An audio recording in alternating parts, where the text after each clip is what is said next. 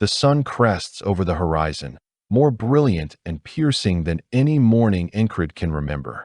It feels like a new era, the light washing away the lingering shadows of the grueling battle against the iron-armored man. Incred stands tall, the weight of victory still fresh in his bones, and barks out a single, commanding order to his small group. Let's move. He looks back at Cries, who is dragging his feet with the grace of a wounded animal. Incred's voice cuts through the morning air, telling him to stop crawling and hurry up. But Cries is a man possessed by grief, not for a fallen comrade, but for a fallen dream.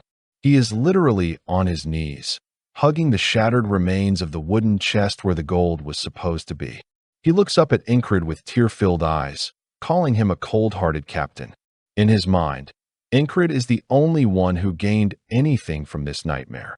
He walked away with god-tier swordsmanship skills while Cries' dreams of early retirement and unimaginable wealth lay in splinters on the dirt. Incred stops and looks at the wreckage of the chest.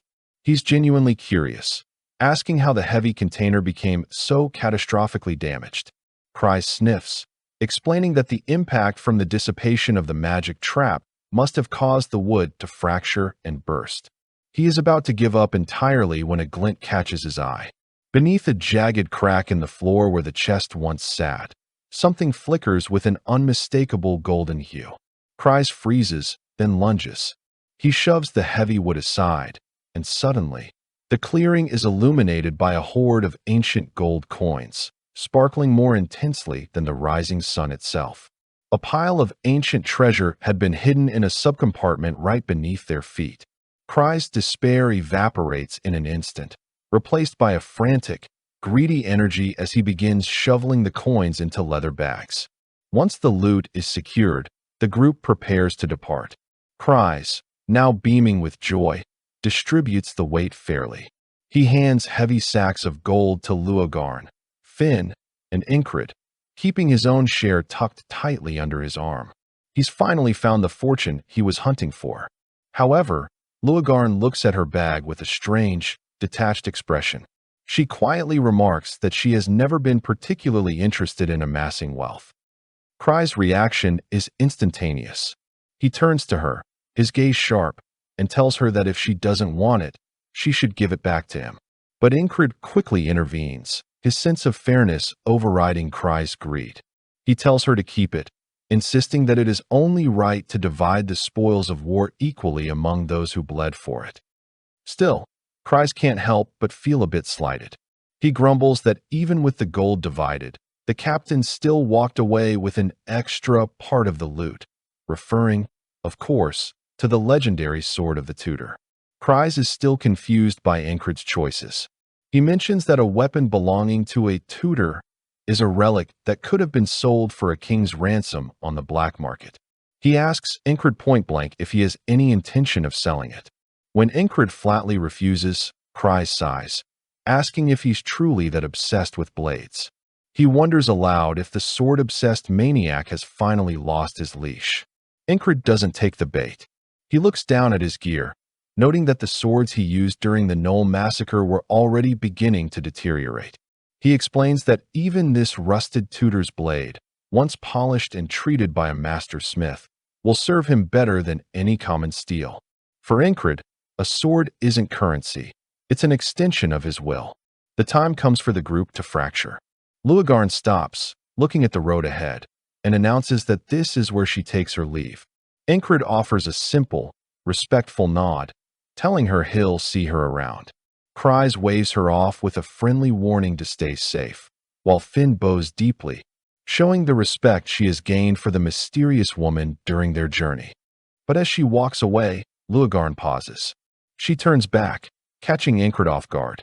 She looks him in the eye and drops a piece of advice that hits him harder than any blade. She tells him that if his ultimate goal is truly to become a knight, he should remember that he doesn't necessarily have to swear his loyalty to this specific country. With that cryptic parting thought, she disappears into the distance. Incred watches her go, the words echoing in his mind. Cries notices his captain's hesitation and asks why he isn't following or moving. Incred simply says he's coming, but internally, His mind is a storm of reflection. He remembers when he first had the dream of knighthood. He was far too young to understand what a country or border even meant. As he grew, he realized that being a knight meant being shackled to a nation by a vow of loyalty, something that felt fundamentally different from the pure dream of strength he once envisioned. He wonders to himself if there might be a different path, a way to be a knight without the chains of a crown. The scene shifts back to the base, where the atmosphere is thick with violence and sweat. Rem is standing before Ragna, his eyes burning with a sadistic intensity. He tells Ragna they are going to train, and he demands that Ragna stakes half of his life on this session. What follows isn't training, it's a slaughter. They head outside to train, and it quickly becomes clear that Rem has the upper hand.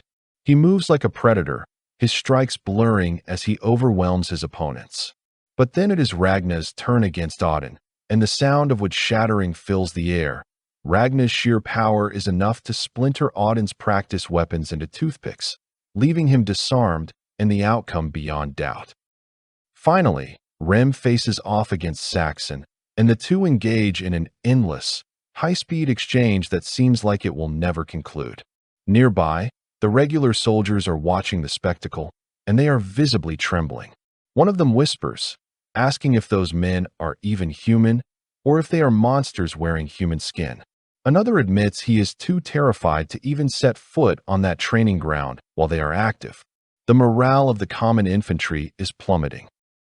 One soldier looks down at his own sword with a sense of utter futility, wondering what the point of even trying is.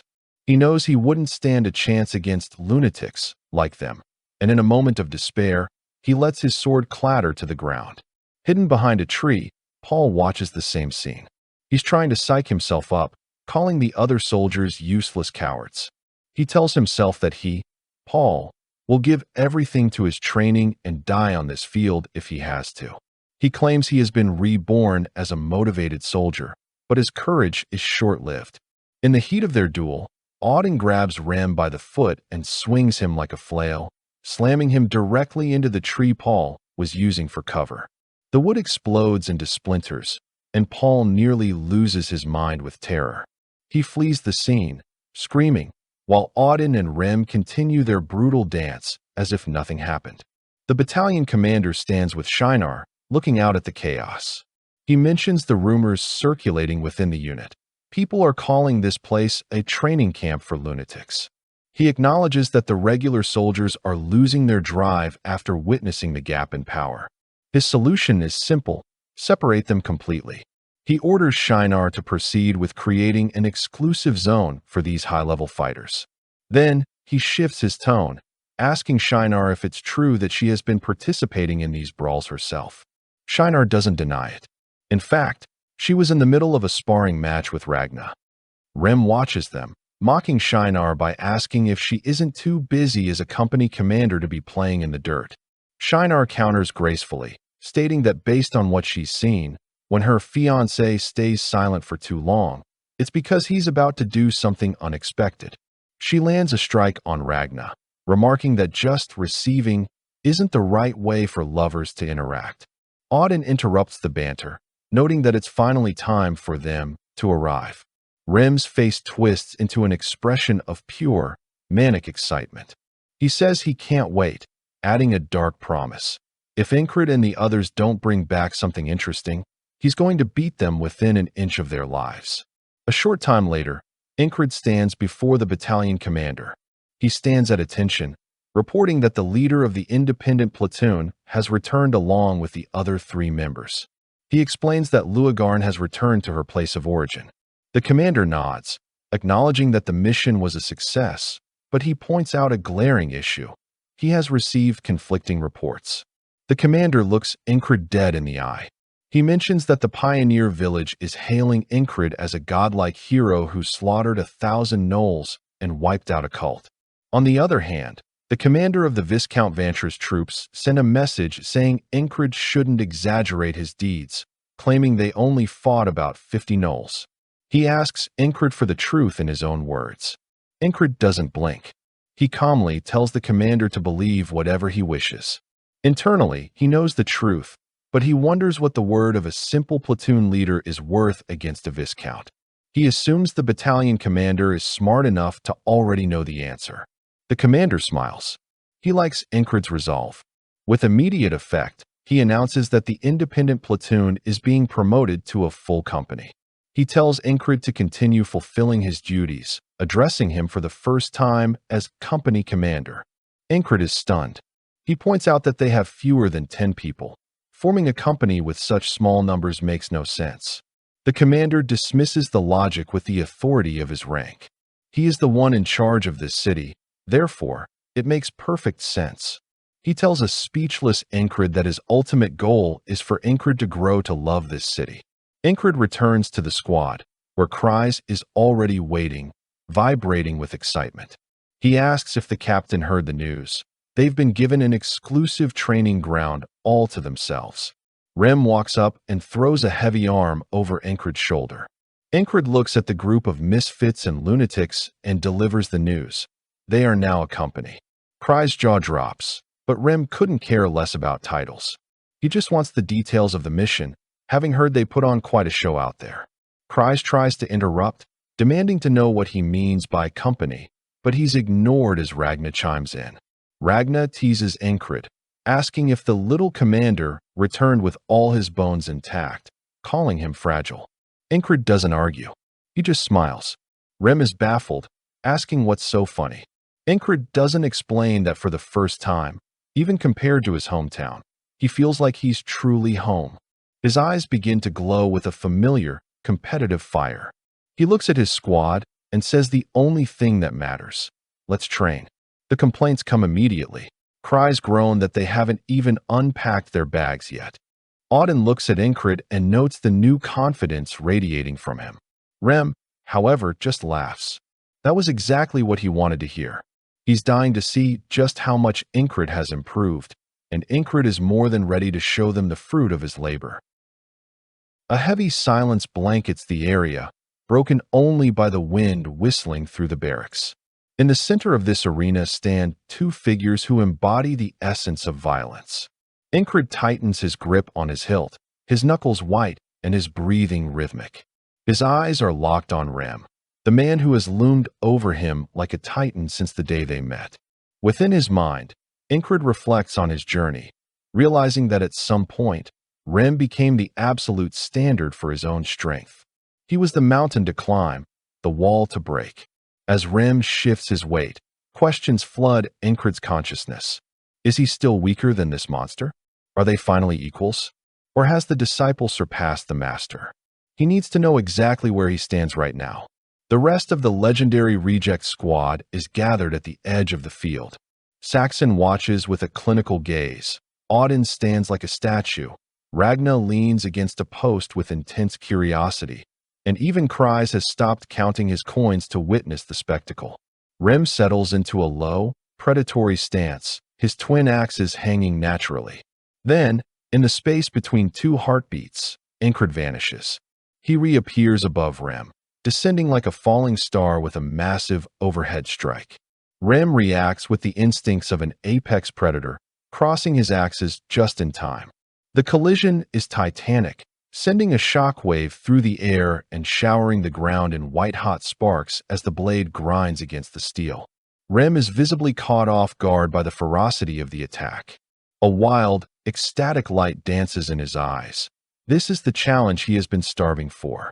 He stops holding back and activates his signature technique, a physiological overclocking that forces his heart to pump blood with the intensity of a steam engine.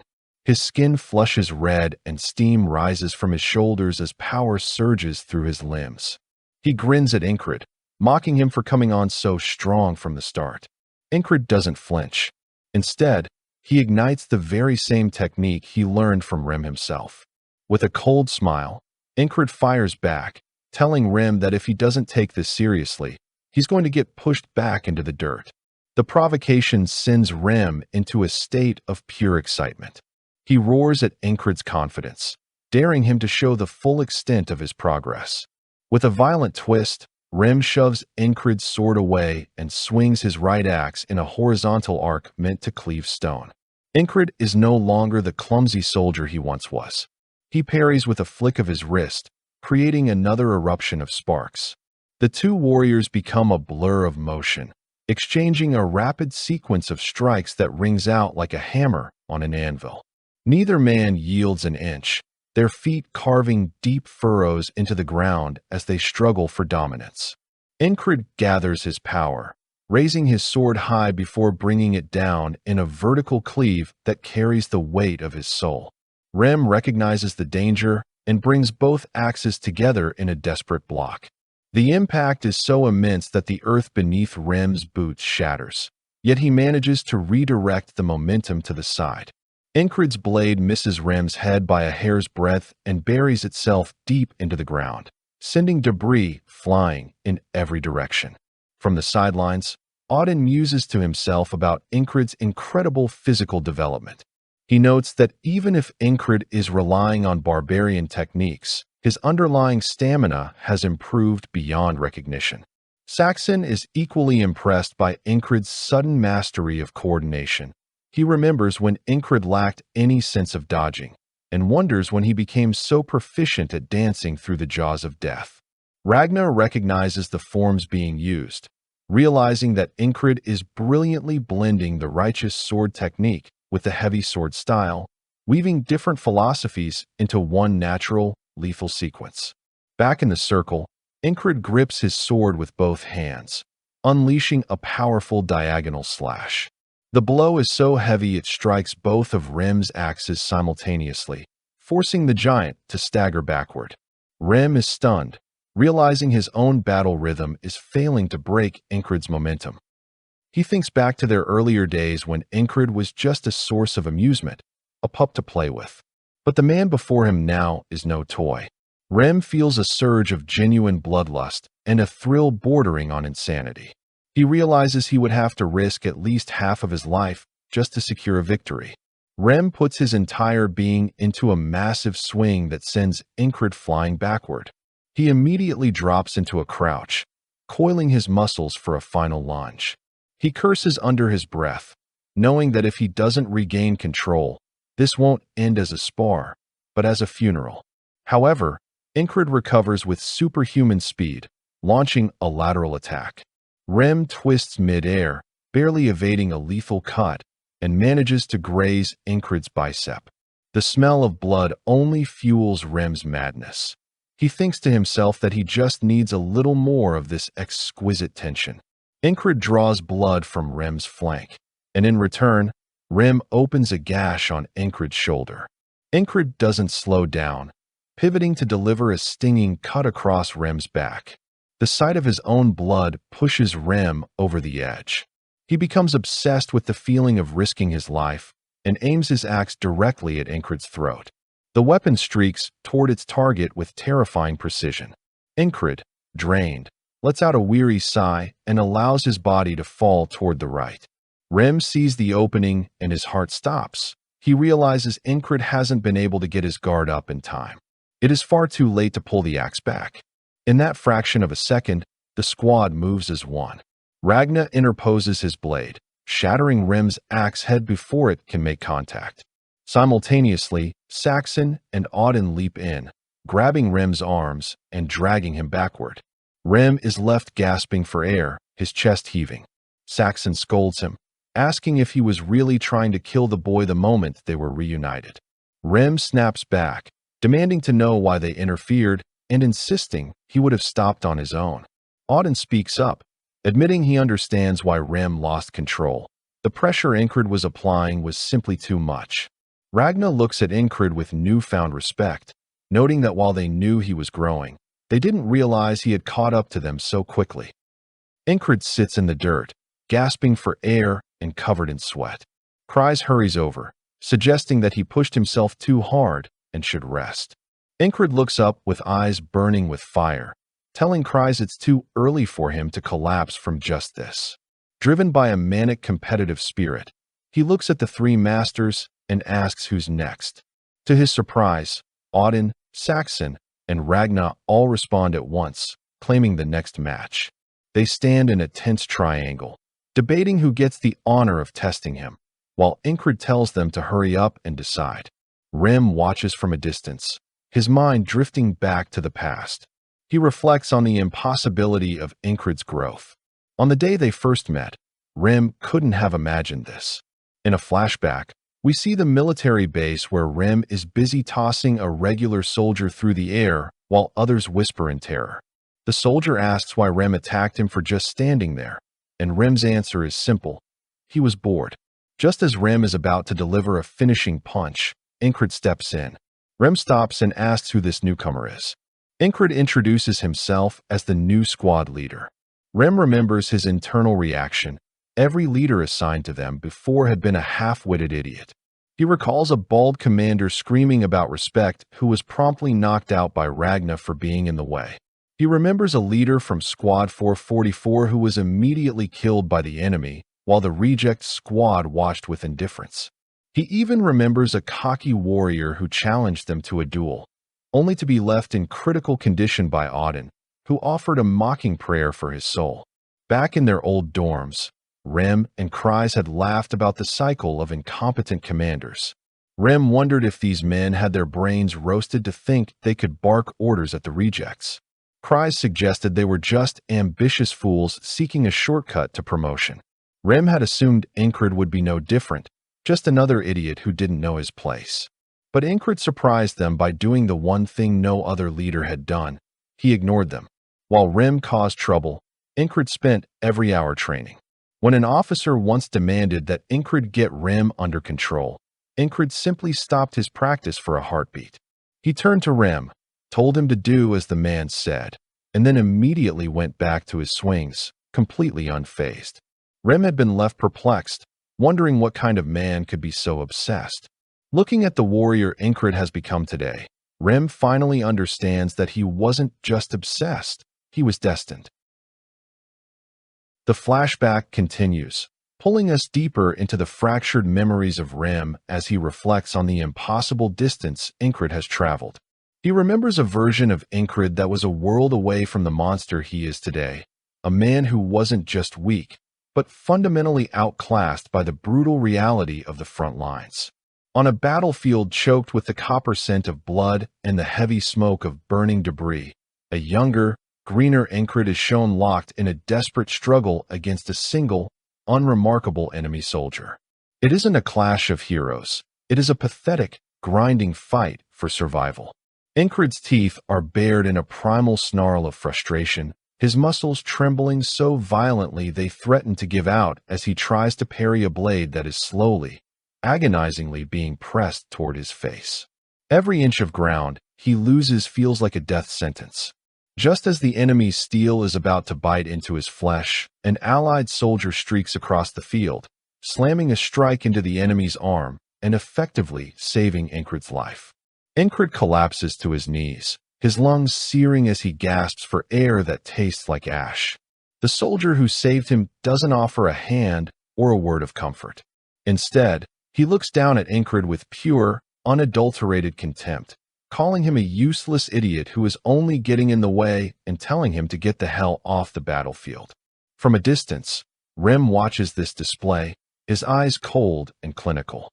He sees a man who lacks the spark, a man who is an obstacle to his own side.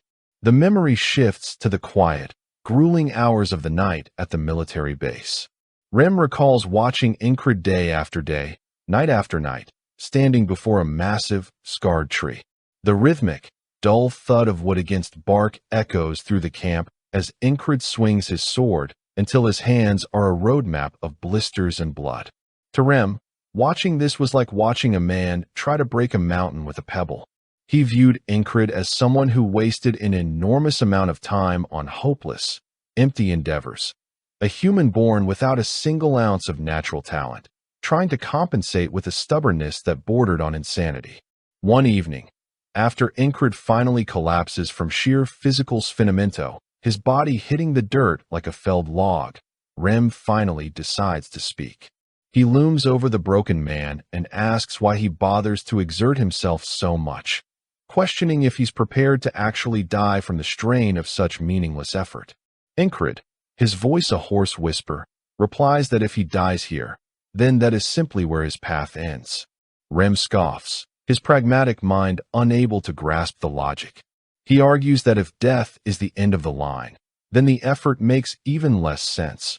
Why kill yourself for a goal you'll never see? But Incred looks at him with a gaze that is both hauntingly empty and terrifyingly focused, asking if a man really needs a complex reason to simply do what he can.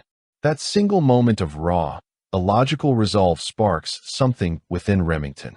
He begins to observe Incred more intensely, realizing that despite his total lack of talent, this man isn't unpleasant to be around. There is a purity to his obsession that Rem finds strangely compelling.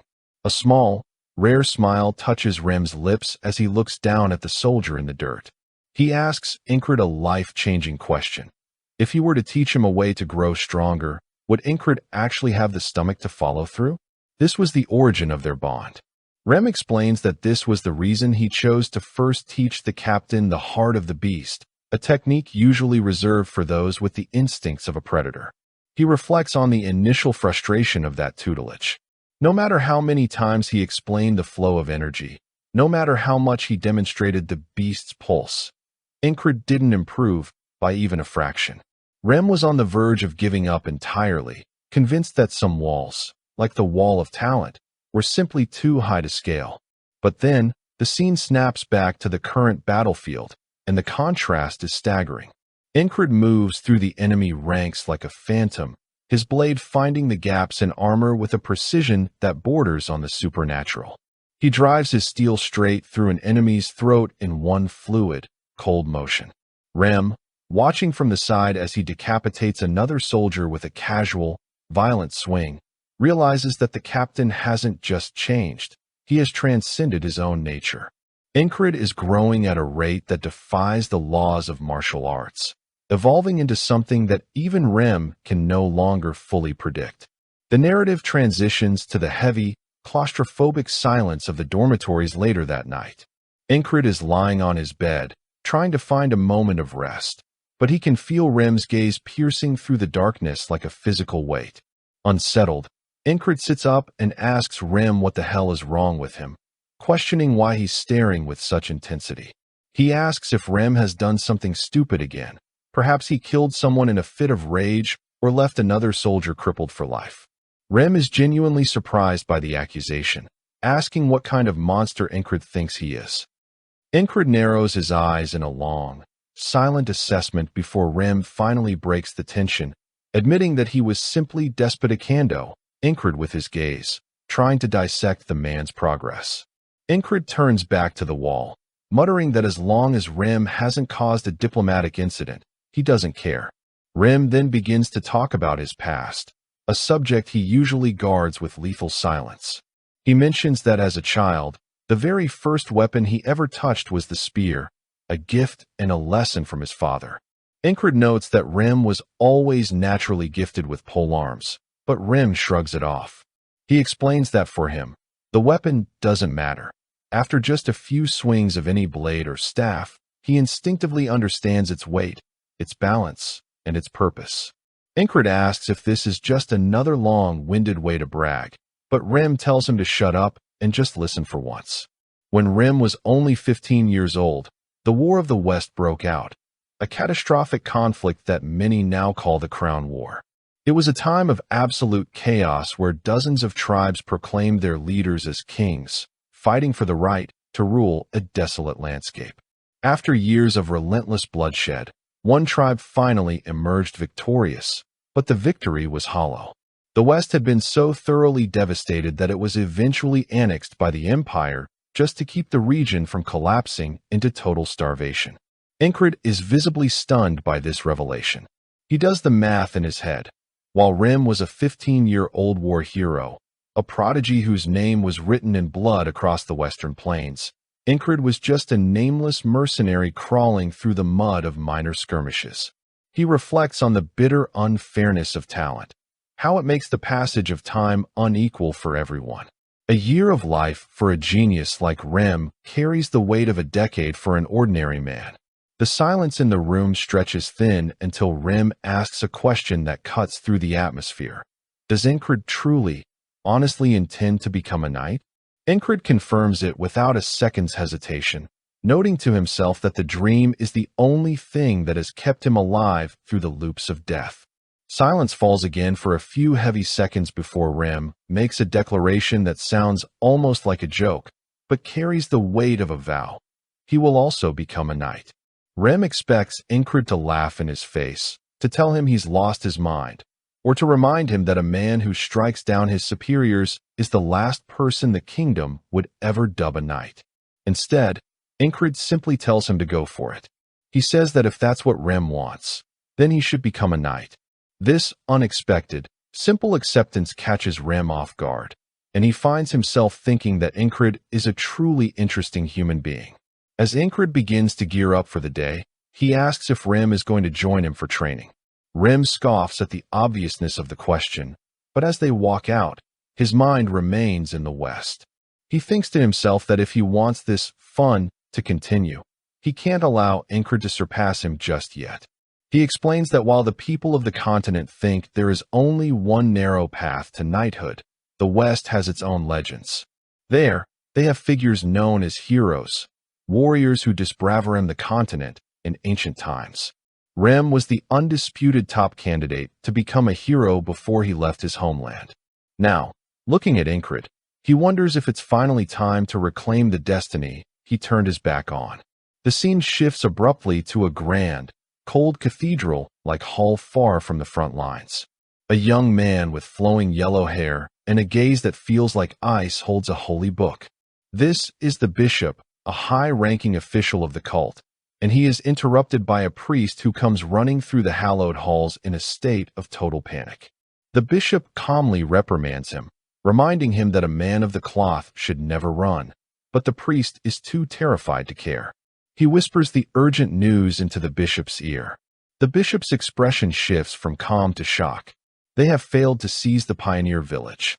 More importantly, the failure was caused by a mere platoon leader. He asks if this leader is secretly a hidden knight, but the priest confirms that the man is a commoner through and through. He explains that Nerelia is a kingdom in total chaos, squeezed externally by enemies like the Aspen and the demon hordes, and fractured internally by the power struggle between the crown and the nobility. With so few knights to go around, Nerelia is a house of cards waiting to fall. The bishop reflects on the resources they poured into the Knoll hordes. The plan was to turn the village into a demonic kingdom, a strategic holy land that would allow the cult's teachings to swallow Nerelia whole. He dismisses Incred's victory as a mere fluke, a coincidence of factors that will never be repeated. However, his arrogance is tempered by a cold pragmatism. He declares that they cannot ignore a man who has dared to challenge the divine will. With a villainous smirk, he orders the priest to release that. The priest begins to sweat, his eyes wide with horror. He stammers out the name, the Manticore. The bishop looks out the window, essentially sentencing Incred to death. He notes that coincidences don't happen twice, and that according to the natural order of the world, it is time for the nameless platoon leader to go to God. The chapter ends with a terrifying sight, a monstrous soldier clad in dark armor, riding a nightmare creature with the head of a lion, the horns of a bull, and a lethal, segmented scorpion tail dripping with venom. The chapter opens with an urgent briefing between the commander and the local nobility, the atmosphere heavy with an almost suffocating tension. Surveying the room with a gaze that demands absolute respect, the commander asks if everyone has finally gathered. One of the nobles, a man clearly more concerned with his own comfort than the state of the realm, demands to know why they have been summoned so abruptly, noting with a huff that it isn't even the day for a regular meeting. The commander wastes no time on pleasantries and delivers the news like a hammer blow. The city of Martai has officially declared war on the border guard. The room erupts in a wave of panicked disbelief that borders on chaos. One noble exclaims in shock, questioning if this means total war is truly upon them again, especially considering how little time has passed since the end of the grueling and bloody battle against Aspen. To himself, the commander reflects on the complex, treacherous nature of their new enemy. Because of its ambiguous location, The city of Martai has always been a focal point for territorial disputes between Nalilia and the mercenary king of the East. Currently, the city belongs to Nalilia, but its history is stained with centuries of conflict. Many of its citizens carry Eastern blood and are born fighters who know nothing but the sword. Now, a ruthless man known only as the General rules Martai, and he is rapidly expanding his influence by turning the city into a powerhouse known as the Mercenary City. Shinar adds her sharp, calculated analysis to the discussion, noting that while the border guard is a military stronghold, it is also a vital strategic point for trade and commerce. She deduces that Martai is likely attempting to conquer the border guard to use it as a foundation to expand their reach even further into the heart of the kingdom. The commander nods in grim agreement, his eyes narrowed as he weighs the heavy cost of the coming days. One of the nobles, visibly enraged and trembling with a cowardice he tries to mask as pragmatism, asks what they are supposed to do.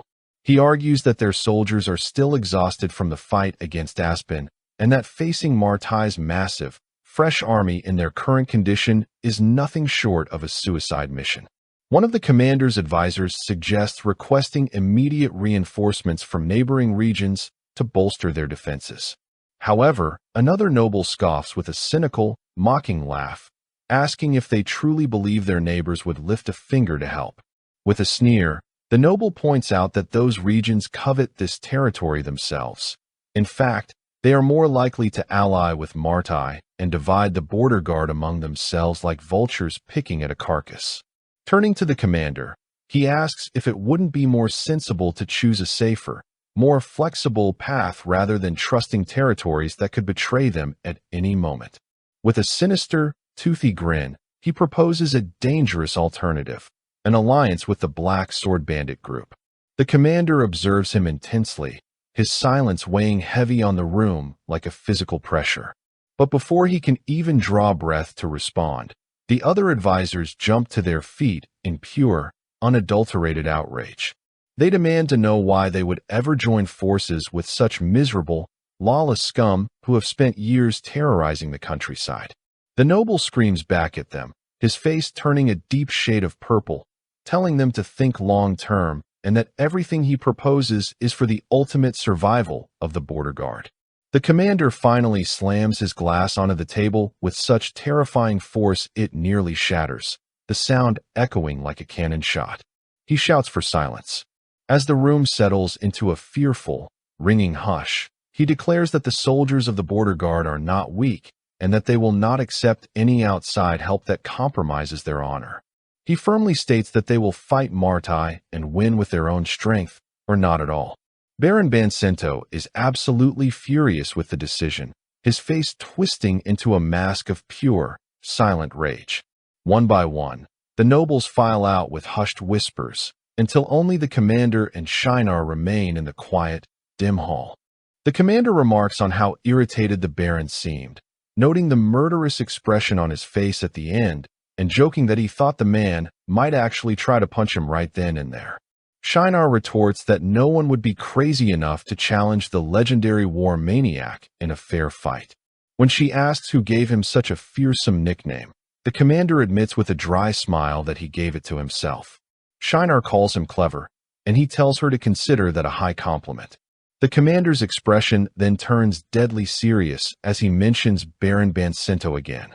The man isn't even trying to hide the fact that he is conspiring with the Black Sword, and the guard who stays constantly by his side is likely a high-level plant sent by the bandits to keep the Baron on a short leash. Shinar asks if he plans to eliminate him, but the commander explains that even if they despise the man, killing a noble in the city would be viewed as a political assassination. Since the Baron is wandering around so carelessly, they just need to wait for the perfect, untraceable opportunity to strike. A few moments later, out in the bustling city streets, Baron Bancento is in a blind, pathetic rage. He begins kicking over everything in his path, including market stalls selling fresh fish and baskets of apples, sending produce flying into the dirt.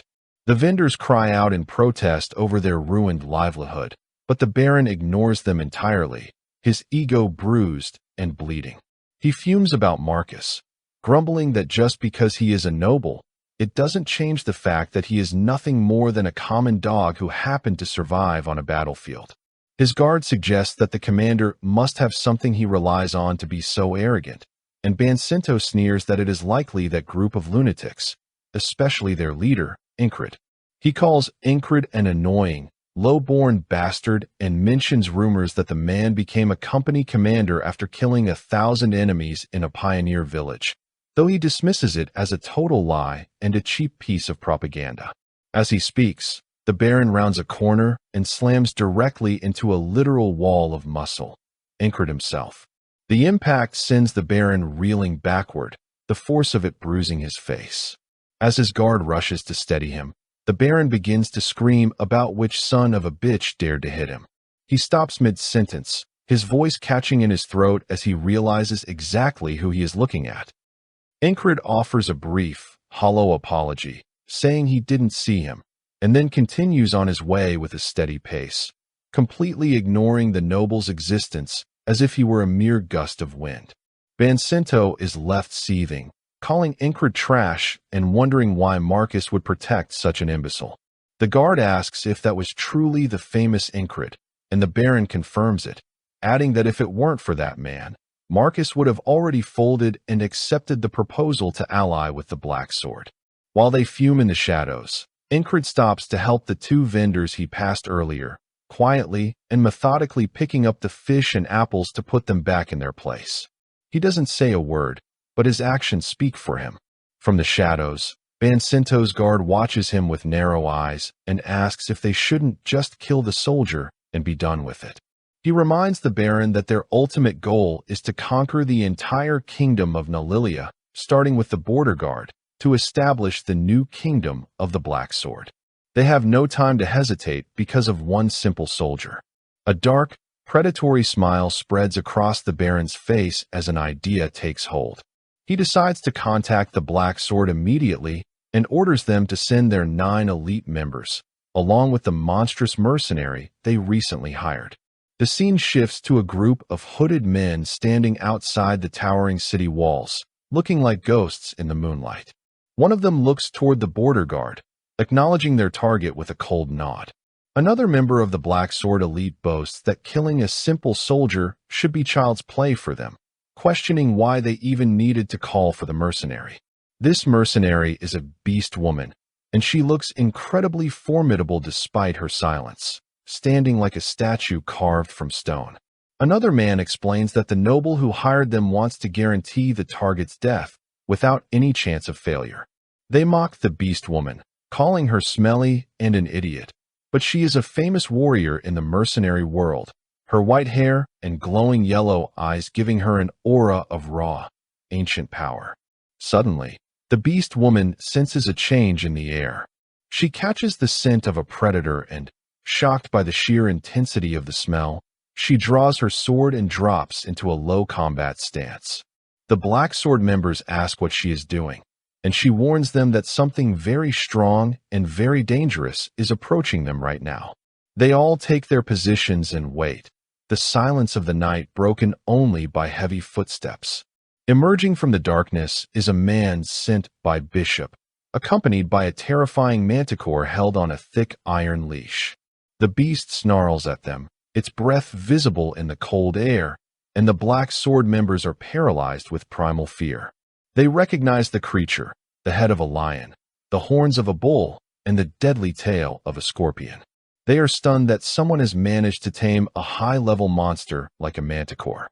The beast tamer looks at them with a menacing, cold expression and asks who they are. When they identify themselves as the Black Sword bandits and ask for his objective, the man tells them it is none of their concern. He explains that he is there to execute someone who dared to challenge the divine will. The border guard platoon commander, Incred. Hearing the name, the Black Sword leader changes his attitude instantly. He tells the beast woman to lower her weapon and suggests to the tamer that their paths aren't entirely separate after all. Since they both need to see Incred dead, he proposes they work together to ensure a guaranteed result.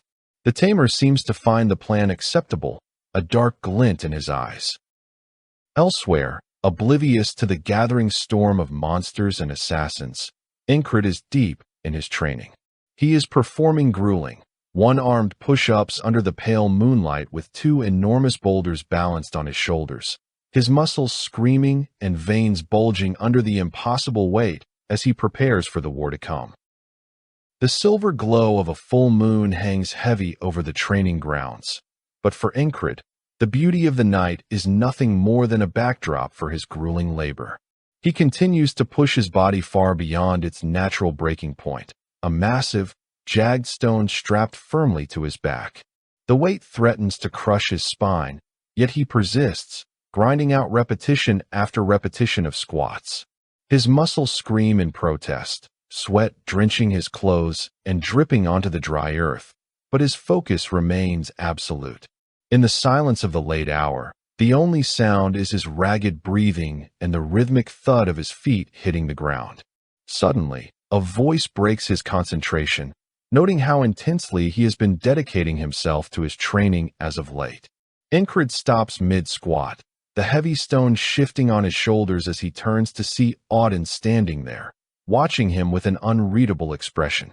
Auden remarks that today's work should have ended hours ago, and looks at the young warrior with a mixture of respect and curiosity. He asks what the commander thinks about taking a break. Instead of more training, he suggests that Incred join him on a night patrol to relax and clear his head. Incred remains silent for a moment, observing Auden's calm demeanor, before finally deciding to set the stone down and accompany him into the cool night air.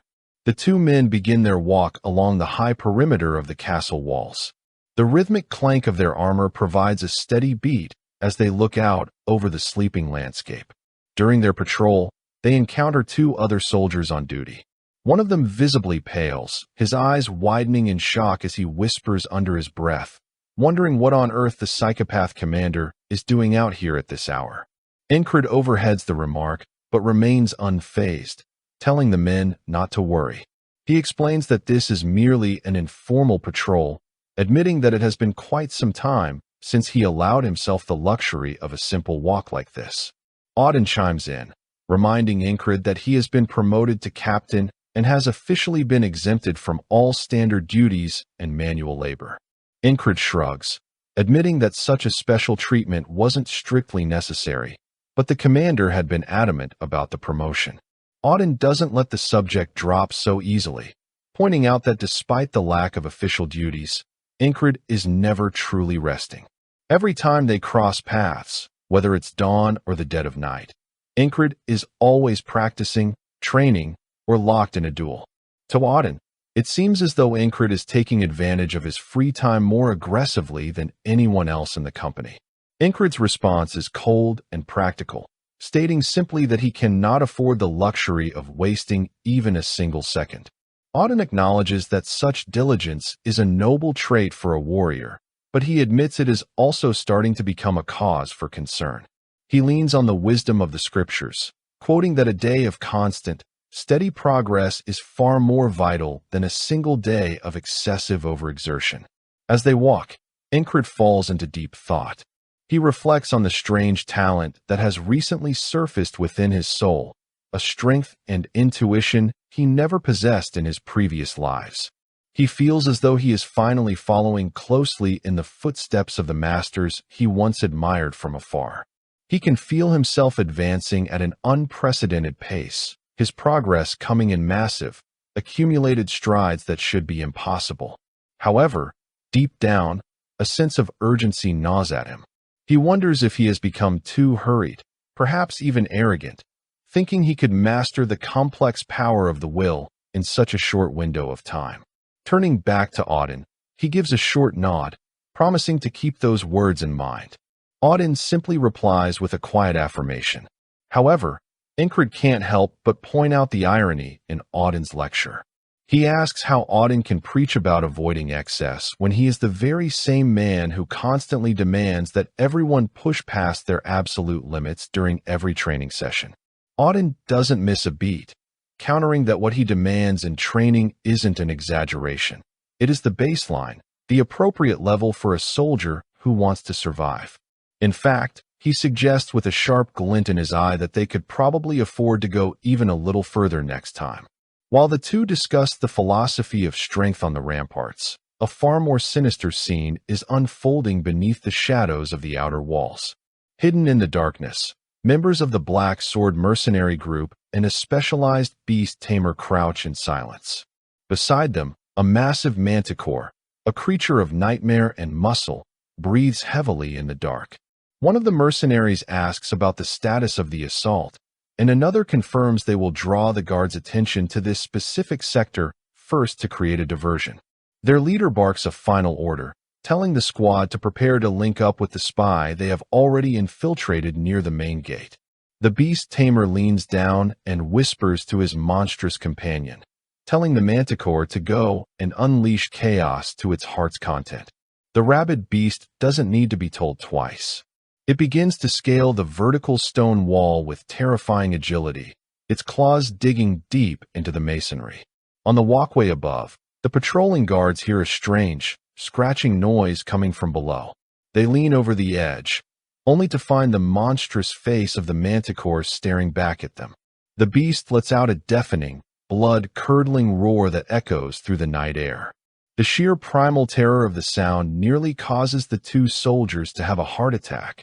Their legs give out, and they collapse to the stone floor in a state of absolute paralysis. Both Auden and Incred hear the roar from their position and immediately spin toward the source of the noise. The manticore hauls itself over the battlements and lunges toward the two fallen soldiers, who can do nothing but tremble and weep in fear. One of them can barely find his voice, whispering a desperate plea for reinforcements. The other looks at the creature's size and power with wide, shocked eyes, realizing they are facing a high-level monster, the kind of threat that requires an entire combat company to neutralize. Just as the manticore opens its maw to devour the first soldier, a blur of movement streaks across the wall.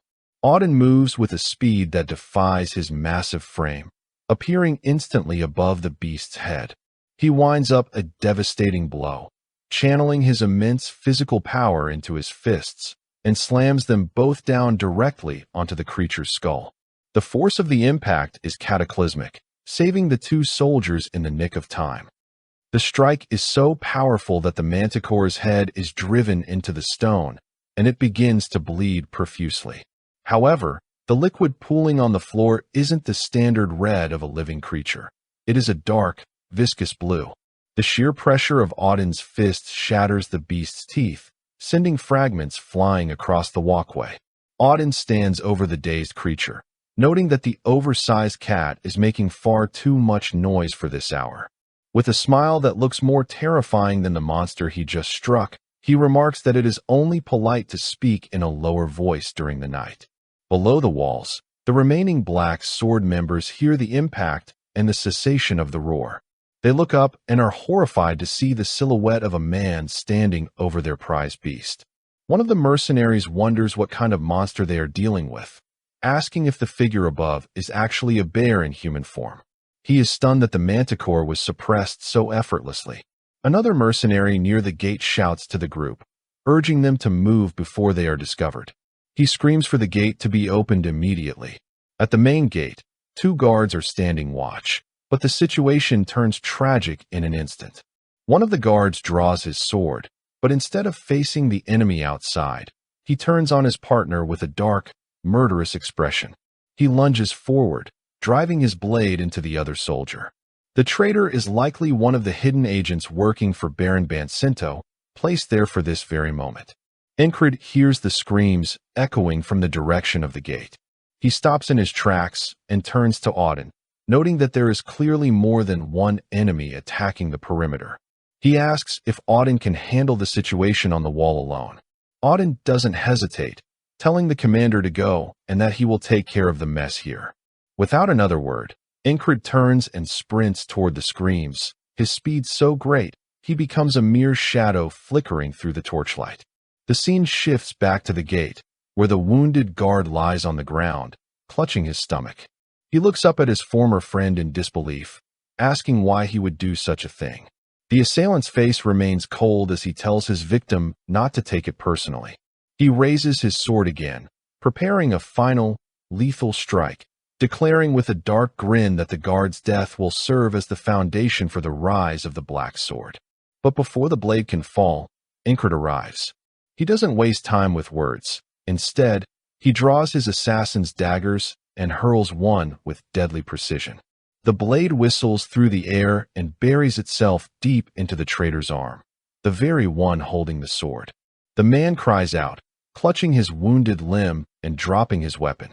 Incred ignores the traitor for a moment, moving instantly to the side of the fallen soldier to assess his condition. Inside his mind, Incred remains eerily calm. He reflects that after dying so many times in his previous loops, he has gained the ability to evaluate the severity of a wound at a single glance. He looks at the guard, who appears to be little more than a young boy, and sees the panic in his eyes as he struggles to catch his breath. After a quick scan, Incred realizes the wound isn't as fatal as it looks. He tells the boy he is stable and commands him to get up and walk to the infirmary on his own. The young soldier, delirious with pain and fear, screams back at Incred, asking how he is supposed to walk when he's just been stabbed in the stomach. Incred's voice is dry and devoid of pity as he remarks that based on the volume of his screaming, the boy is clearly in much better shape than he claims. The guard groans, feeling the approach of what he thinks is death, and begs Incred to deliver his final words to his sister. Incred cuts him off sharply, telling him flatly that he isn't going to die today. The traitorous guard, watching this exchange while holding his bleeding arm, realizes his mission has failed. He knows he won't be able to open the massive gate now and decides that his only option is to flee and save his own skin. He turns to run, but Incred is faster. Another dagger flies through the air, this time striking the traitor squarely in the leg. The man collapses to the ground, howling in pain. Incred turns back to the wounded boy and tells him that if he really can't move, the least he can do is keep his eyes on the traitor to make sure he doesn't crawl away. Incred then approaches the heavy wooden doors of the gate. He closes his eyes for a second, sensing the air and the vibrations from the other side. He estimates there are about 10 people waiting just beyond the threshold. He realizes the traitor's goal was to open this gate and let the main force inside. He reasons that even if this gate remains locked, an enemy this organized will eventually find another way in. To prevent a prolonged siege or a surprise breach elsewhere, Incred decides that it is better to take the fight to them. He unlatches the gate and opens it just a crack.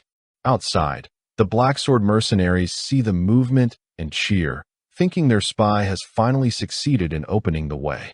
But as the door swings open further, they aren't met by their ally. Instead, they see Incred stepping out into the moonlight, his sword drawn and his eyes cold. He steps through and firmly shuts the gate behind him, locking himself outside with the enemy force. He stands alone, pointing his blade at the group of 10 men. The mercenaries freeze as they recognize the man standing before them.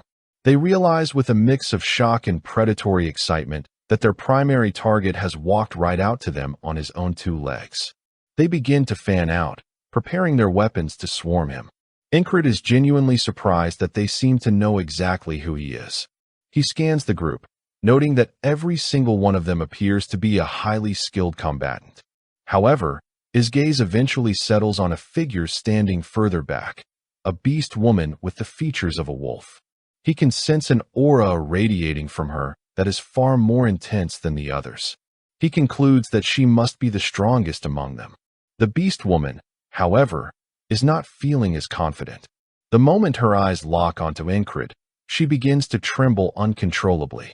Her primal, animalistic senses are screaming at her, warning her of a level of danger she has never encountered before. She breaks out into a cold sweat as her sensitive nose picks up a scent that her instincts recognize immediately. To her, Incred doesn't smell like a human. He smells like a force of nature, like a man who has stood at the threshold of death 1,000 times. The other Black Sword mercenaries, oblivious to her fear, launch their attack and scally toward him. Incred doesn't hesitate. He charges his own power and delivers a massive, blindingly fast lateral swing.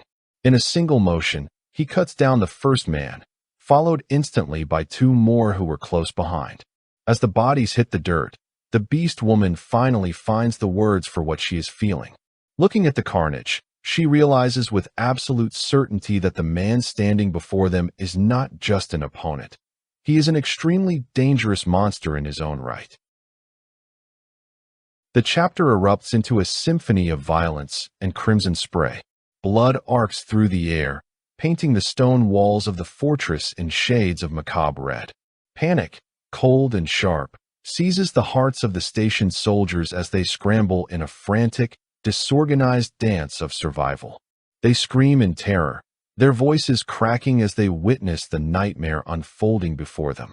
They shout to one another, questioning the impossible, wondering how a manticore, a creature of legend and carnage, could have breached their defenses. They bark orders to man the ramparts immediately, but the chaos is absolute. The spray of blood doesn't stop. It continues to rain down as the soldiers desperately try to find their footing. They urge everyone into combat positions, fully aware that they are facing a high-level monster. In their eyes, the end has arrived. They tell each other to prepare for death, for what hope does a common man have against such a titan?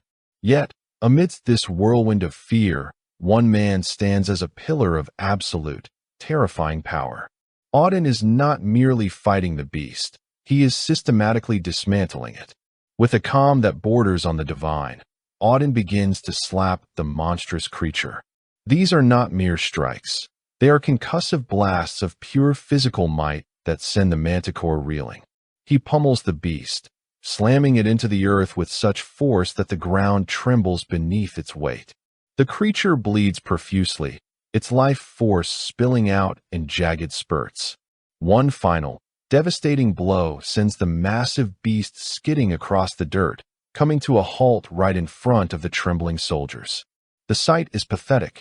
The manticore, once a symbol of primal dread, now has its teeth shattered and pulverized, the direct result of Auden's overwhelming physical dominance. The beast is spent, its energy drained, and its spirit broken. Nearly every bone in its skull has been fractured by Auden's relentless assault. It lies there, a heap of ruined fur and broken divinity. The soldiers, who had arrived expecting a desperate final stand, are frozen in shock. The sight of the invincible monster in such a pitiful state leaves them breathless. One soldier, still gripped by the momentum of his own fear, begins to mutter about preparing to die, only to stop mid-sentence. Another looks at the broken creature and asks, with a mix of confusion and relief, if they are still required to die today. Auden, his muscles rippling with an intensity that seems to defy the laws of nature, begins to walk toward the fallen beast. His presence is heavy, suffocating. He speaks with the gravity of a man reciting holy law, noting that the scriptures teach a vital lesson. Having a different faith and walking a wrong path are two distinct things. The manticore, driven by a final, desperate instinct for survival, forces itself up. It gathers the last remnants of its strength and lunges at Auden. Its venomous scorpion tail lashes out, a lethal barb aimed directly at Auden's heart. Auden doesn't even flinch. He catches the strike with his bare arm, the armor of his resolve far tougher than any chitin. He looks the monster in the eye and commands it to surrender itself to God and erase its sins. With a fluid, explosive motion, he delivers a brutal uppercut to the beast's mangled jaw. He continues his sermon of steel, telling the creature to seek forgiveness for a soul stained by corruption. He follows up with a crushing lateral strike to the neck, a blow that nearly severs the beast's connection to its own body. Even as it reels, the creature struggles to stay upright, a testament to its high-level vitality. Auden, however, is relentless. He bellows for the creature to implore for salvation before launching himself forward. He drives a fist deep into the manticore's stomach, the impact so profound it lifts the multi-ton creature high into the air. The soldiers can only watch, their mouths agape, as the law of gravity is seemingly rewritten by Auden's strength.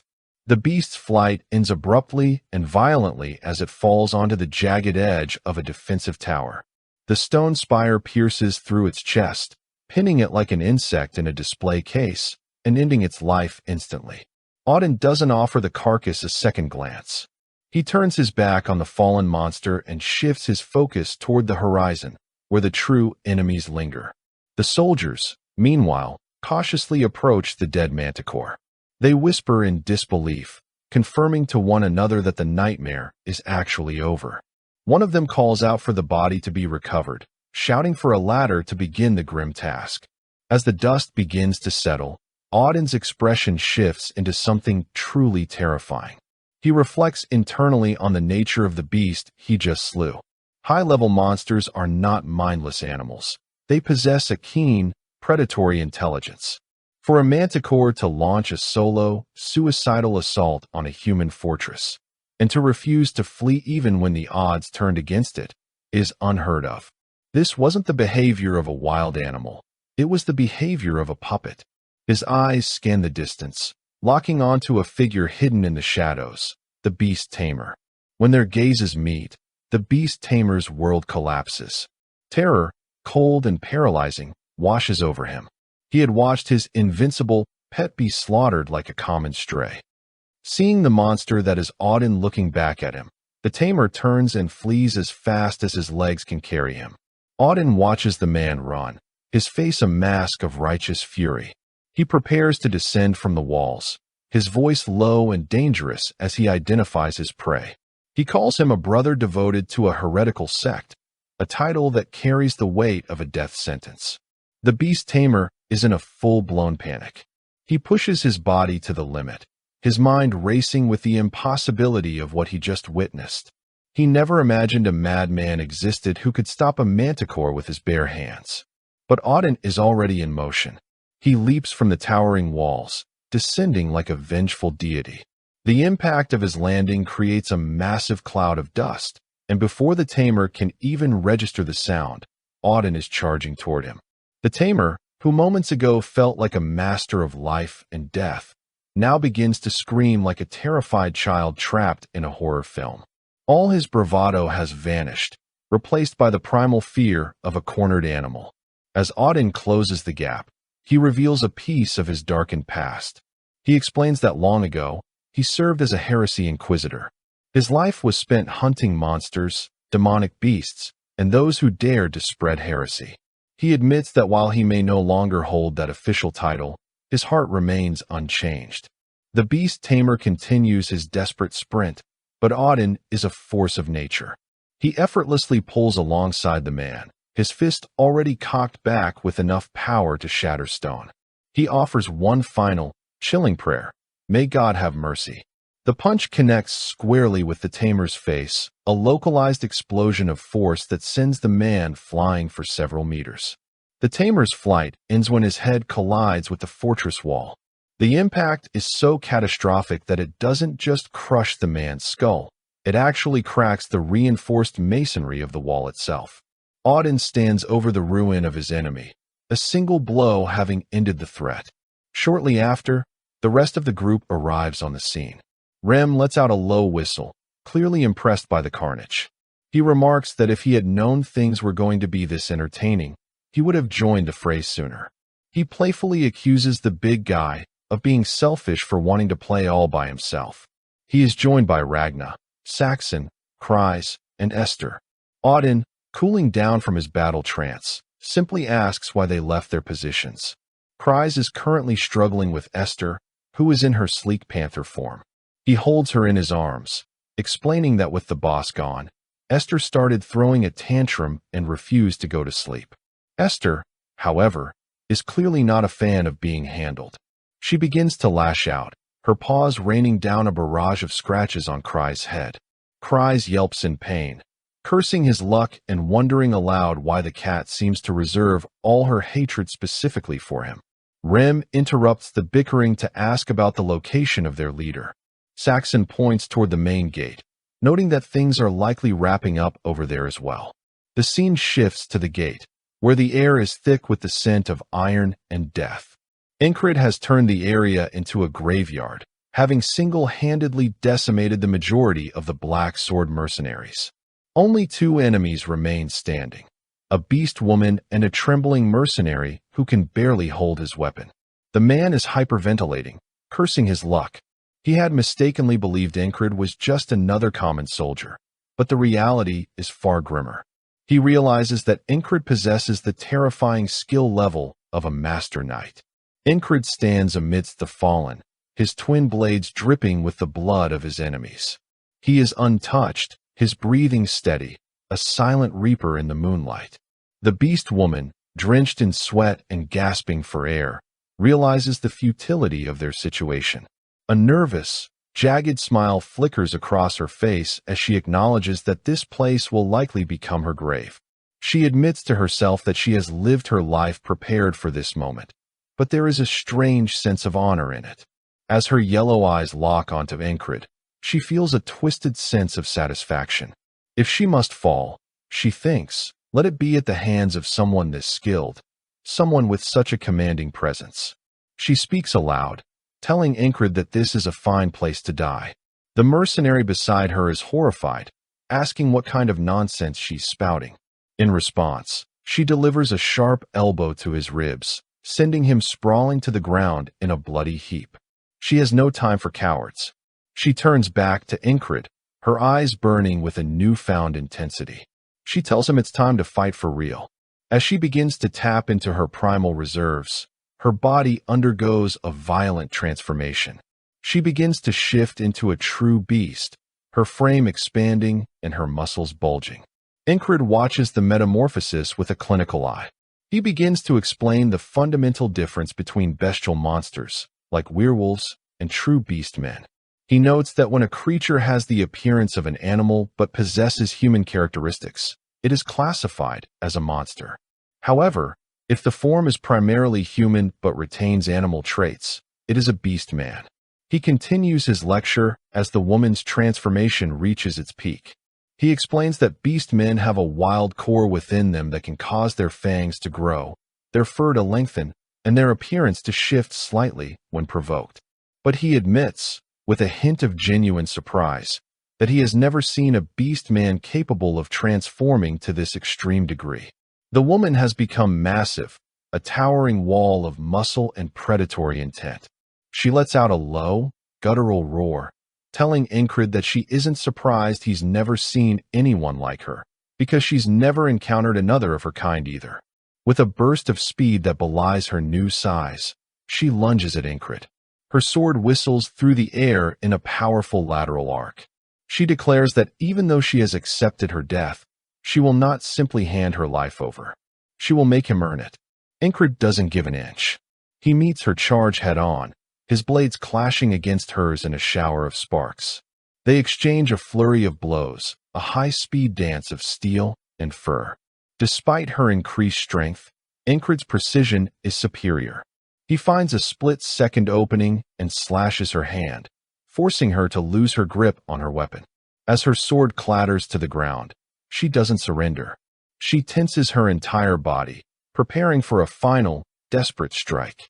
Internally, her resolve is absolute. She vows to fight until the very end, determined to earn a death that is worthy of a warrior. The night air is thick with the scent of iron and damp earth as the battle reaches a fever pitch. The beast woman lunges with primal desperation, her body a blur of fur and muscle as she swings a lethal paw toward Incred. The razor-sharp claws find their mark, shredding the fabric of his tunic across his chest. Incred shifts his center of gravity at the last moment, retreating just enough that the talons only graze his skin.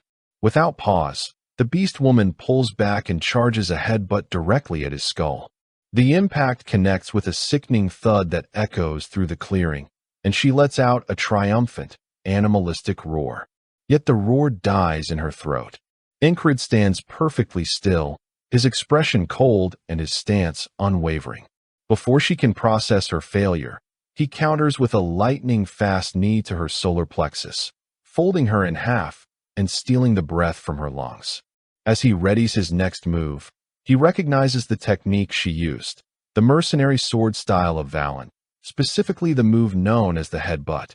He immediately targets her head in a powerful counterattack, but she senses the danger and ducks low with animalistic grace, narrowly avoiding the lethal arc of his blade. Still crouched, she gathers the explosive power in her legs and lunges upward in a sudden vertical burst. Incred waits for her, his calm demeanor bordering on the supernatural. He notes the chaotic synergy of her style, refined martial techniques fused with raw, savage, beastly movements. The reckless abandon of a warrior who has already made peace with death. As she strikes, his movements are a masterpiece of efficiency. He evades by a hair's breadth and launches a punishing counter, his sword carving deep into her arm and sending a spray of crimson across the grass. The beast woman staggers, her breath ragged, pushed into a corner. In a final show of defiance, she bares her yellowed fangs and unleashes a piercing scream. Incred seizes the opening and delivers a crushing elbow to her chin, snapping her jaw shut and cutting off the cry mid-breath. She recoils, head spinning, stumbling backward. Incred presses his advantage, stepping forward as he prepares to strike again. He catches a glimpse of her eyes and is momentarily struck by the sheer desperation reflected in them. She tries one last frantic strike to keep him at bay, but he is several steps ahead. He parries her sword with a sharp metallic clang, simultaneously drawing and charging his second blade. In that moment of impending doom, the woman calls out internally to Crimheart, the sole deity of the beast men, the god who governs the cycles of past lives and the sacred act of reproduction. As Incred leaps toward her with a powerful overhead arc, she harnesses a burst of adrenaline, drops her center of gravity, and leaps high into the air, narrowly escaping the descending steel. In midair, she resolves that if she must fall, she will die as a warrior. Descending like a bird of prey, she aims at Incred's head, but he raises his shoulder and deflects the blow as if it were a nuisance. She roars again, unsheathing her claws and aiming for his face with everything she has left. Incred catches the strike on the edge of his blade, the steel groaning under the pressure. To her, this is no longer just a fight. It is a ritual of passage. She believes that a beast man who falls as a warrior in the eternal whirlwind of battle will be reborn to serve forever as the Sword of Crimheart. She charges again, fully prepared to meet her end in a blaze of glory. But Incred has no intention of granting her a warrior's death. Instead of a lethal cut, he strikes her across the temple with the heavy pommel of his sword. The impact is staggering, nearly shattering her consciousness. She falls, her weapon slipping from numb fingers as blood masks her vision. As she collapses onto the cold earth, her internal voice becomes a whisper, asking Crimheart if she is finally allowed to go to his side. Lying in the dirt, she reflects on the profound tragedy of her existence. She was an outcast, abandoned by the Beastman tribes and forced to wander the world without a home or a pack. She had tried to prove her worth through the only language the world understood, the sword, becoming a mercenary, but even that path led to nothing but failure. A single heavy tear escapes her eye, tracing a path through the grime on her face. A spark of pure malice reignites within her. She gathers her remaining strength and tries to strike Incred one last time, but he evades her with effortless grace. Her thoughts spiral into dark regret. She hasn't even known the joy of motherhood or the warmth of a family. She lunges again, her ferocity now that of a cornered, dying animal. Incred prepares a final overhead strike, his blade poised to end her suffering. But as his sword begins its descent, he stops. She has stopped fighting. The fire has left her. His blade halts a mere few centimeters from her neck, the cold steel reflecting her broken form. She falls to her knees, struggling to breathe, as Incred points his sword at her throat. Overwhelmed by the weight of her life, she begins to sob. After a long silence, Incred speaks. He asks her if she wants to live. She looks up at him, eyes red and streaming, unable to find the words. A voice cuts through the tension from behind. Rem and the rest of the squad emerge from the shadows. Rem walks over and leans down to inspect the woman with undisguised disgust, wondering aloud whether they're looking at a monster or a beast man. Auden confirms she is indeed a beast man, detecting no lingering dark energy. Kryze hides behind Incred's broad frame, and timidly asks where the woman came from. Rem, irritated by her silence, taunts her, mocking her tears and her strange appearance. The beast woman's grief turns to rage. She glares at Rem and calls him a bastard. Rem doesn't take kindly to the outburst and drives an elbow into her face, silencing her. Incred steps in immediately, sternly ordering Rem to stop. He turns to his men and reminds them that these attackers were part of the elite border guard, fighters of a special level or higher. If they want to uncover the mastermind behind the assault, they need at least one survivor to question. He turns back to the beast woman and commands her to tell them everything she knows. She continues to cry, but the realization sinks in that she has only prolonged her life a little while longer. The beastly tension leaves her body as she reverts to her human form, her features softening as she submissively holds out her hands to be bound. Incred watches the guards lead her away before deciding it's time to move on. As they prepare to leave, Esther arrives. Ragna gestures toward Esther, grumbling that the animal had only caused a scene because the captain wasn't around. He tells Esther she can finally go back to sleep.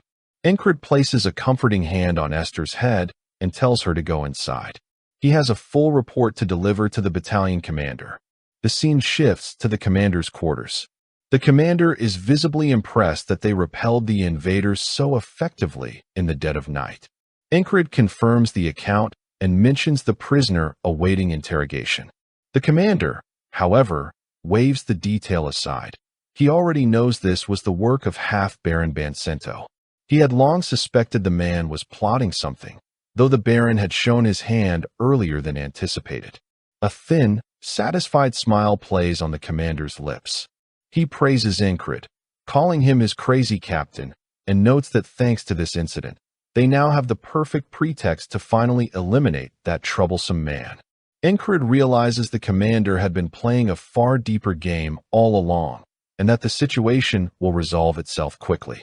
As he takes his leave, his thoughts linger one last time on the final fate of the beast woman.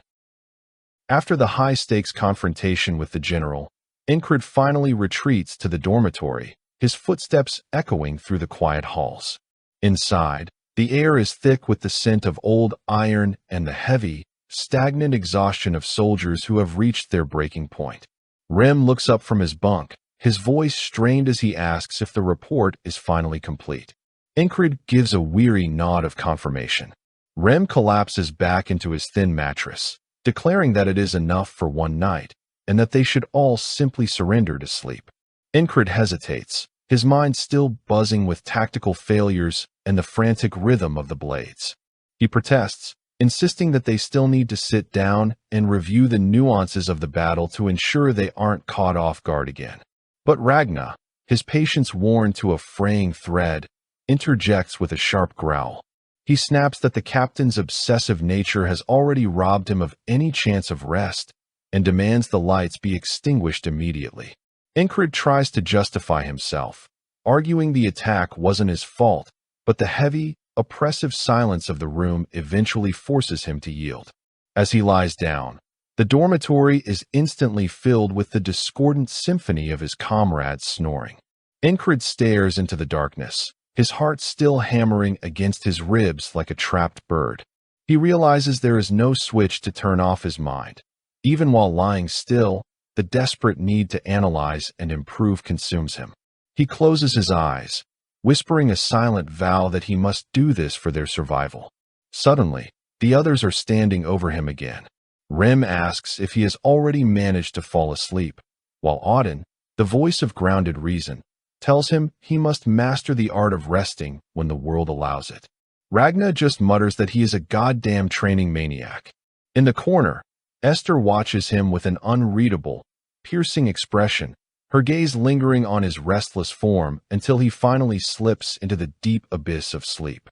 Incred finds himself standing in the center of his own fractured subconscious, a boundless, silent arena bathed in a surreal light.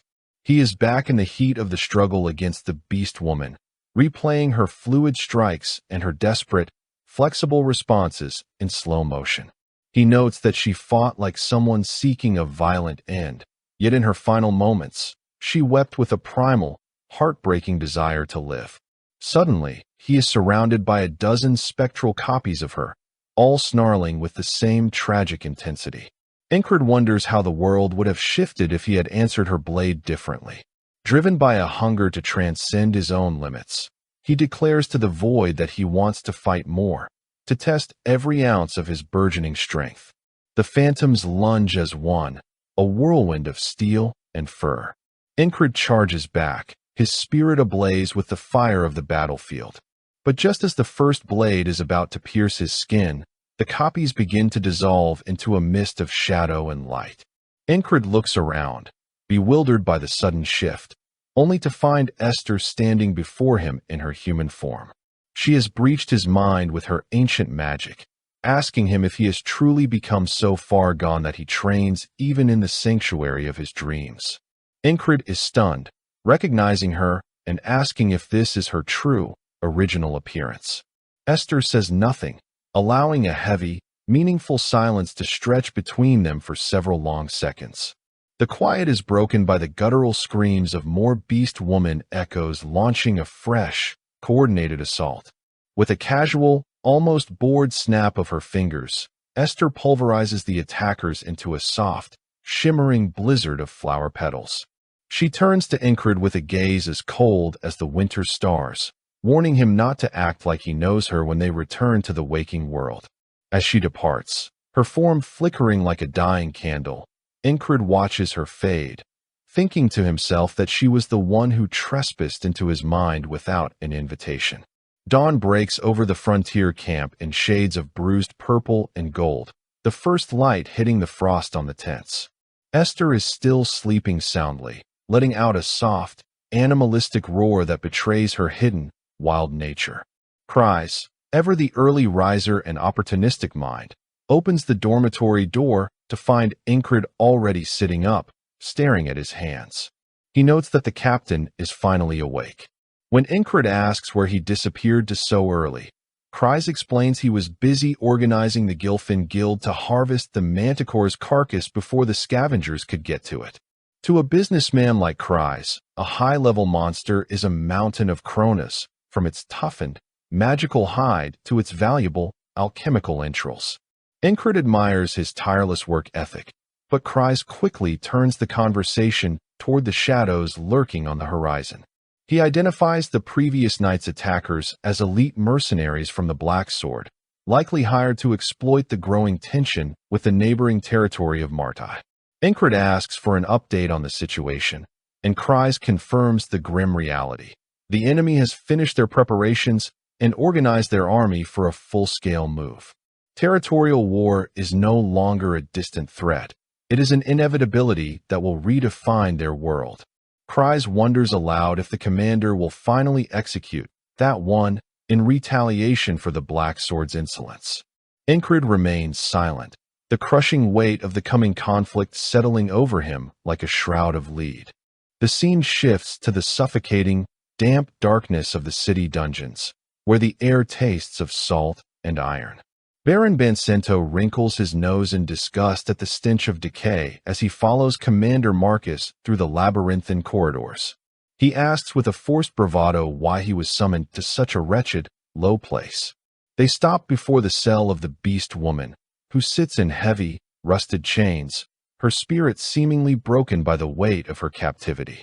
Marcus explains that she was part of the Knight's invasion and that a brutal interrogation has branded her a mercenary for the Black Sword. A cold, stinging sweat begins to drench the Baron's expensive silken robes. He trembles, his knees nearly buckling, knowing full well that he was the one who orchestrated the entire strike to eliminate the rising star in the guard. The commander continues his narrative, revealing that an internal accomplice hired her specifically to assassinate a soldier named Incred. He adds that while she didn't know her employer's name, they had hoped to break the spy captured at the gate for the full truth. At that precise moment, a soldier tosses the captured spy's limp body onto the stone floor in front of Bancento like a bag of rotting refuse. The subordinate reports the man took his own life with a hidden poison before they could extract the final truth. Bancento's heart nearly stops. He recognizes the man as the very subordinate he ordered to open the city gates.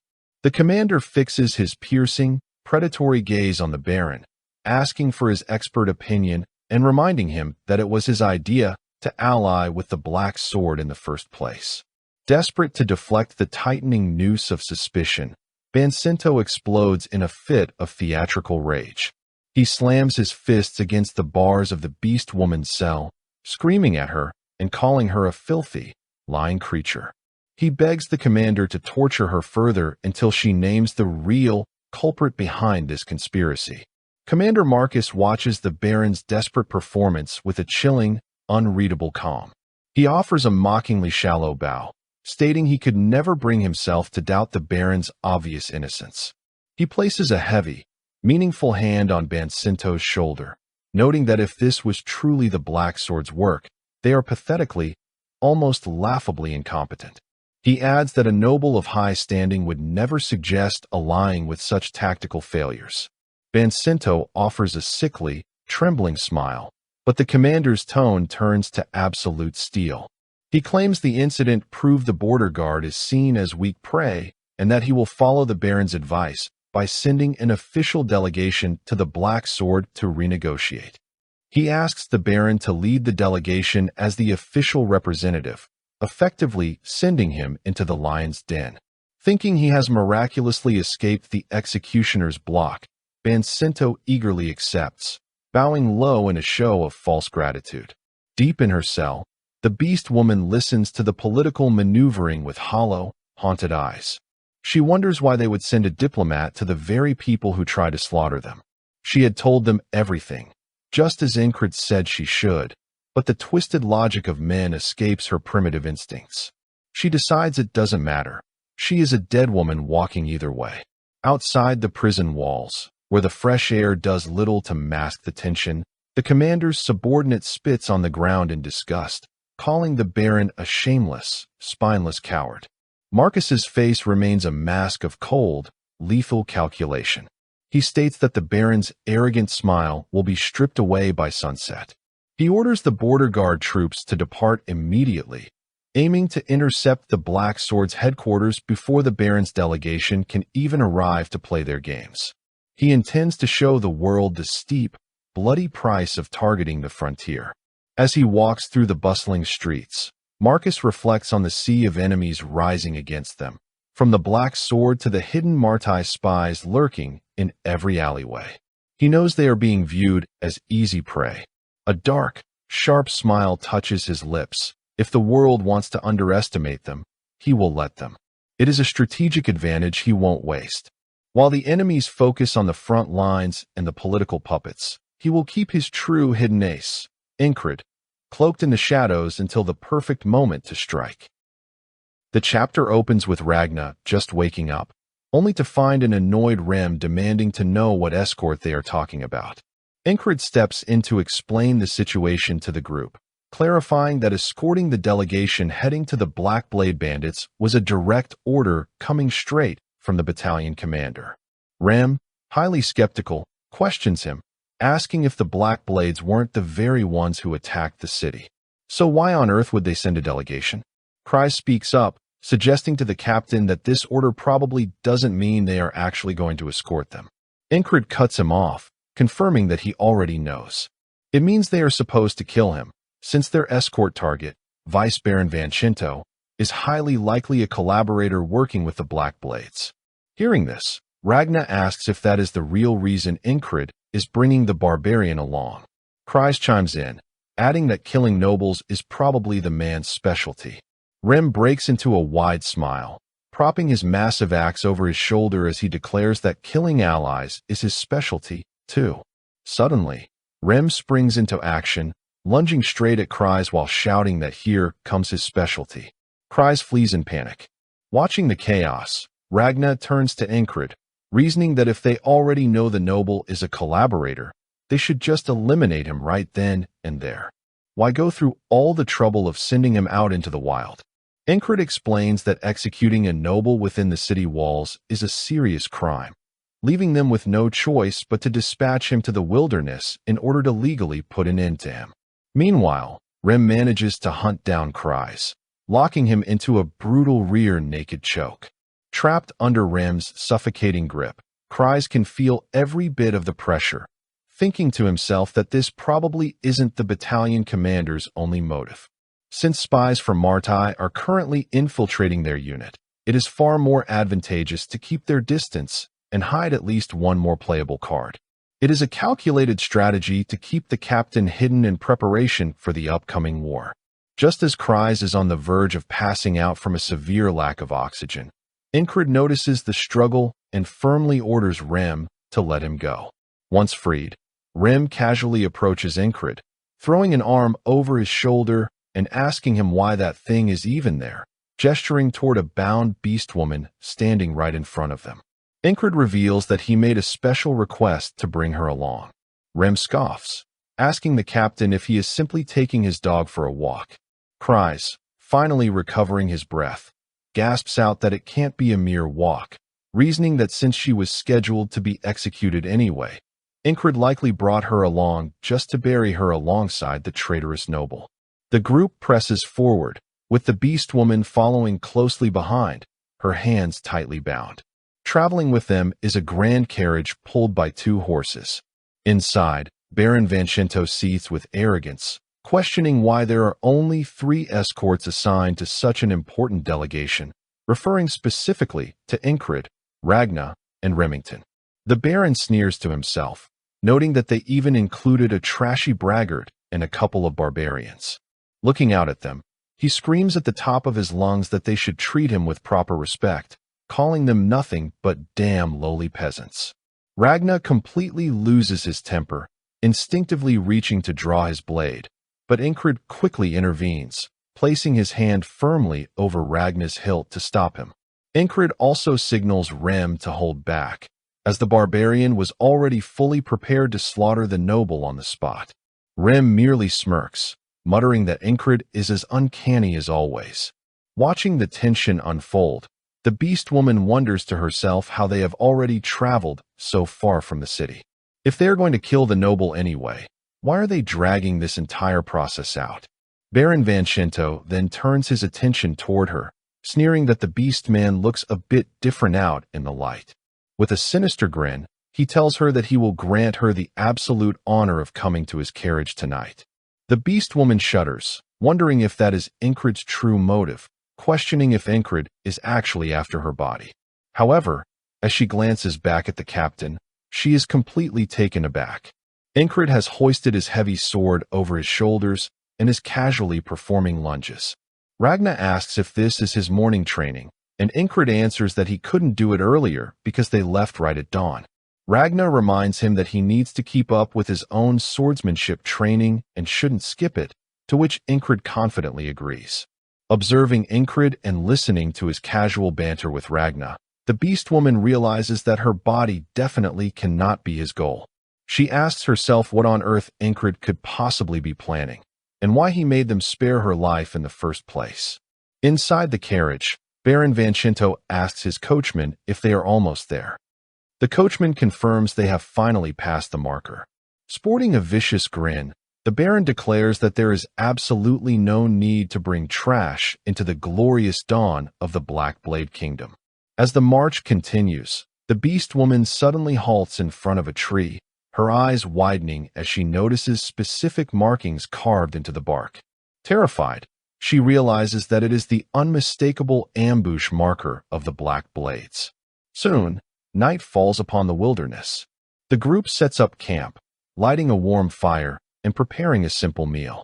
Ragna sits slumped on the ground, fast asleep, while the beast woman keeps her distance, staying close to a nearby tree. Baron Vancento aggressively eats his meal, spitting food everywhere as he loudly complains about how they dare serve him such a subpar meal, calling it completely unfit even for pig slop. Both Rem and Incred watch him spit disgustingly. Rem grows furious, his hand gripping the handle of his axe, but Incred stops him once again. Incred turns and tells Ragna to clean up his food before he goes to sleep, but a drowsy Ragna snaps back, telling him to just make the barbarian do it. The beast woman watches the interaction, completely bewildered by how calm they are. She worries that if they keep this up, they will be sitting ducks for the imminent Black Blade's ambush. Right at that moment, Ingrid walks over and offers her a piece of bread, catching her completely off guard. Startled and surprised, she looks at the offering, shakes her head, and nervously tells him that she is good. Ingrid simply places the food down right in front of her, telling her to eat it if she wants. The beast woman is torn, frantically thinking about what she should do, realizing it would be much better to warn them about the trap in advance. But before she can speak, Ingrid throws her completely off balance by asking if she is going to run away. Stunned, she stares at him as Ingrid bluntly remarks that she must not be very bright, asking her why else he would have brought her along. Completely shocked by his words, she stammers out that it can't be, asking if he was actually trying to give her a genuine chance to escape, demanding to know why. Ingrid looks at her and simply answers that she wanted to live. Deep down, Ingrid recalls their past battle. He remembers how she had burst into tears, realizing she possessed a pure thirst for life and a deep longing for the very choices she could never make before. Reflecting on that moment, he thinks to himself how incredibly hard it was to ignore just how vivid her desire to survive truly was. The beast woman is left utterly overwhelmed, thinking to herself that he has never asked anything of her, yet he is still willing to just let her walk away. Tears begin to well up in her eyes once more as she tells herself it is impossible, unable to believe that anyone has ever shown her such profound kindness. Ingrid suddenly stands up to leave, prompting her to desperately call out to him, telling him to wait. She urgently warns him that the Black Blades are about to ambush them, explaining that she saw their operational marker on the way here and that the noble bastard is planning to have them all slaughtered. Right at that exact, precise millisecond, Rem swings his massive weapon and cleanly chops off Baron Vanchento's head with his axe. The coachman, who is secretly a covert member of the Black Blades, watches the scene unfold, completely paralyzed with pure terror. Ingrid shows absolutely no reaction, remaining perfectly stoic, while the beast woman stares in absolute horror and shock. Ragna, startled awake by the sudden commotion, looks over and casually remarks that the barbarian went ahead and did it. Rem, glaring down at the bleeding, lifeless corpse of the Baron, barks out that the bastard threw his table manners straight to the dogs. Ingrid lets out a heavy sigh, noting that this happened much earlier than planned, wondering aloud if they actually managed to hold back long enough.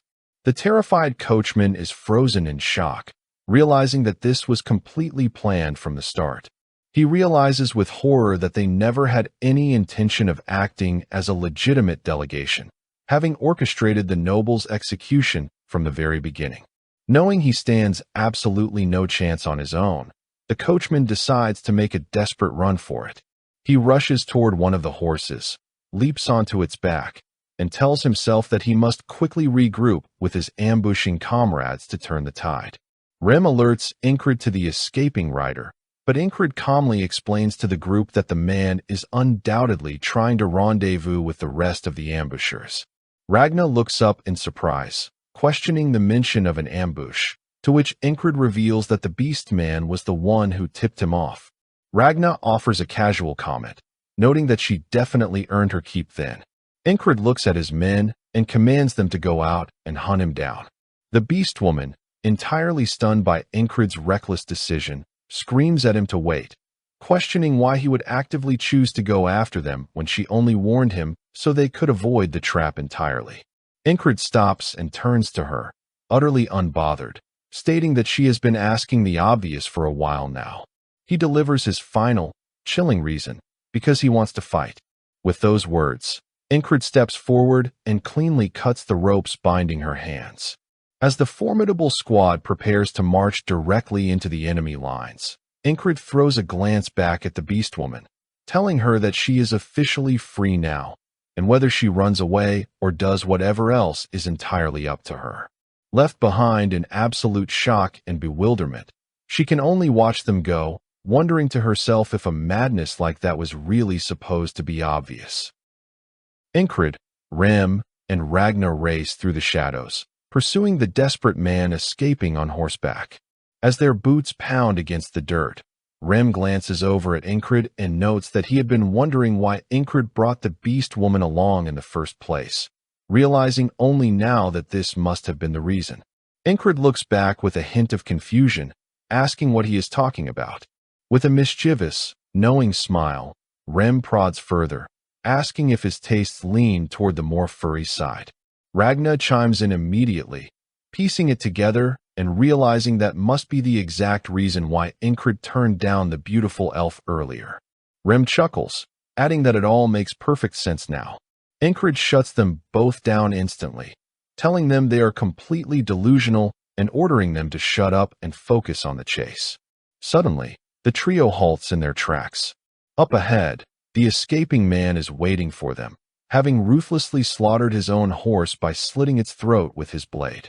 The fugitive points his blood-dripping sword directly at the group, a dark, menacing expression clouding his face as he mutters that he never expected them to follow his trail all the way out here. He declares that there is no longer any escape for them and demands to know what they intend to do. Without even blinking an eye, Incred calmly observes that it certainly looks that way. Ragna merely sighs, commenting on what an absolute pity it is. Enraged by their casual attitude, the bandit screams at them, clarifying that he isn't talking about himself, but rather about the three of them. Right on cue, a horde of hidden men begins to emerge from the dense woods. Ragna spots them immediately as one of the ambushers steps forward, menacingly declaring that their calm composure ends right here. The trio finds themselves entirely surrounded by the brutal warriors of the Black Sword. The escaped bandit sneers, suggesting they drop to their knees and beg for their lives this very instant. But to our powerful trio, these thugs are nothing more than insignificant flies. Mocking them openly, Rem draws out a sarcastic wow, pretending to be utterly shocked by the ambush. Ragna follows up with a completely deadpan delivery, stating syllable by syllable that he is absolutely traumatized. Incred tops it off with a dry, unbothered remark, noting what a massive surprise it is. Biting his lip in pure fury at being blatantly mocked, the Black Sword leader gnashes his teeth and roars an order to his men to slaughter them all. The entire group of bandits charges fiercely at the three companion warriors. Incred draws his sword with a sharp ring, fully prepared to cut them down, having looked forward to a good bloodbath. At that moment, the perspective shifts away to the beast woman. Ever since Incred granted her freedom, she has been sprinting away through the wilderness, her heart swelling with pure joy.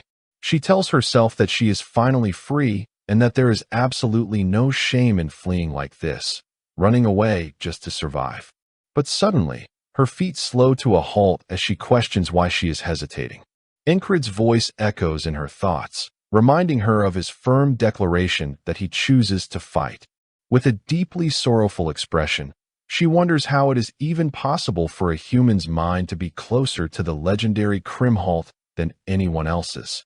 Her mind flashes back to her childhood, remembering a time when she lay defeated and collapsed on the ground. Back then, an elderly beast man had looked down at her, comforting her by saying that even if she walked a completely different path, she was still a true child of Krimhalt. He had urged her to follow Krimhalt's divine will, to bloom beautifully and then vanish gracefully upon the battlefield, adding that when the day finally arrived that she wished for death, the one destined to guide her life would appear right by her side. Reflecting deeply on the elder's words, she realizes that Incred was the one who saved someone like her, someone who had entirely given up and wanted to die. She ponders the weight of what that truly means. Turning back with renewed purpose, she admits to herself that she originally thought he only spoke those words out of mere pity. But if that old village seer was actually speaking the truth, she knows exactly what she wants. She wants to stay by Incred's side. With that realization, she turns around and accelerates to full speed, sprinting back toward the battlefield. Her thoughts race wildly as she pushes her body to the absolute limit, telling herself that she wants to learn how to live like him, to die by his side, and if possible, to bear his child and truly become a member of his pack.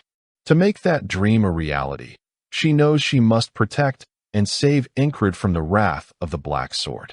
After running with every ounce of strength she possesses, fully prepared to plunge into a desperate struggle, she finally catches up to the group. But the scene awaiting her is nothing like the desperate battle she envisioned. Instead, she witnesses a complete, one-sided massacre orchestrated entirely by Ingrid, Rem, and Ragna. She stands completely frozen in absolute shock. Despite their overwhelming numbers, the Black Sword Bandits are utterly terrified, running for their lives like frightened prey. One of them screams out in pure agony, begging for mercy and imploring them to spare his life, only to be violently cut to pieces by Ragna, who cleanly cleaves him in half with a single swing of her heavy blade. Ragna casually turns her gaze toward Ingrid, asking if he caught her precise movements and instructing him to execute his strikes exactly like that. For these monstrous fighters, this deadly skirmish is nothing more than a casual training exercise. Ingrid seamlessly decapitates a nearby enemy, glances over at Ragna, and grunts that her execution serves as a pretty good reference. Watching this terrifying display from the shadows, the Beast Woman wonders to herself what exactly they are referencing. Cruel torture methods? She begins to tremble uncontrollably with fear, realizing that while Ingrid was already absurdly powerful, these other two individuals are absolute monsters. She begins to step backward slowly, hoping to slip away unnoticed, but her foot accidentally steps on a fallen branch.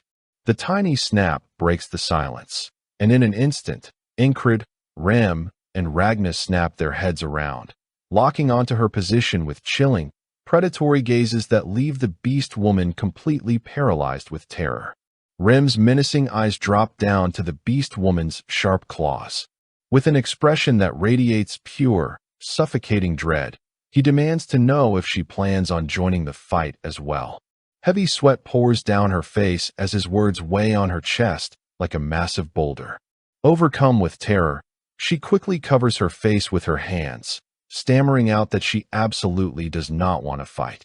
Rem loses interest instantly and completely ignores her, turning away to complain about the small head count, muttering what a boring drag the whole thing turned out to be. The Beast Woman gasps internally, shocked that he just completely dismissed her presence. Ingrid addresses Rem, asking if he is disappointed, noting that he feels the exact same way. The Beast Woman tries to speak up, telling them to wait, but right at that moment, another large wave of Black Sword Bandits bursts out from the thickets. They appear to be frantically fleeing from someone else entirely, startling the Beast Woman once again. The fleeing bandits freeze in utter shock upon seeing Ingrid, Rem, and Ragna blocking their path, while the trio looks equally surprised by their sudden arrival. One of the newly arrived bandits screams out, asking what the hell is going on and demanding to know who they are. Ingrid coolly replies that he should be the one asking that exact question. The Beast Woman immediately recognizes their uniforms, pointing out that these men seem to belong to the main headquarters of the Black Sword, leaving the bandits completely stunned that their identity has been exposed so easily. The narrative abruptly cuts away to the Black Sword Bandits' Nalilia branch headquarters. The entire stronghold is engulfed in raging, uncontrollable flames, with nearly all of its members lying lifeless on the ground.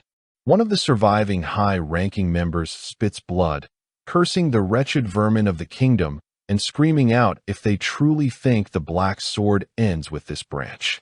He yells at the top of his lungs that the other branches scattered across the entire continent will hunt them down and wipe them out completely. Before he can finish his threat, a heavily armored kingdom soldier brutally crushes his skull with a massive warhammer. These are the elite forces of the kingdom. One of the soldiers turns to report to his captain, informing him that almost every single member of the Black Sword has been successfully eliminated. The captain questions the word almost, prompting the soldier to explain that a few remaining survivors managed to slip away by exploiting the chaotic confusion of the raid. The soldier asks if they should initiate a pursuit immediately. The captain dismisses the idea, stating that it is already far too late to give chase. He sighs, noting that since their strict orders were to root out the entire organization by its roots, he fully expects the commander will give him a severe reprimand this time around. The scene cuts right back to Incred's location, where the newly arrived Black Sword bandits are trapped directly in front of them.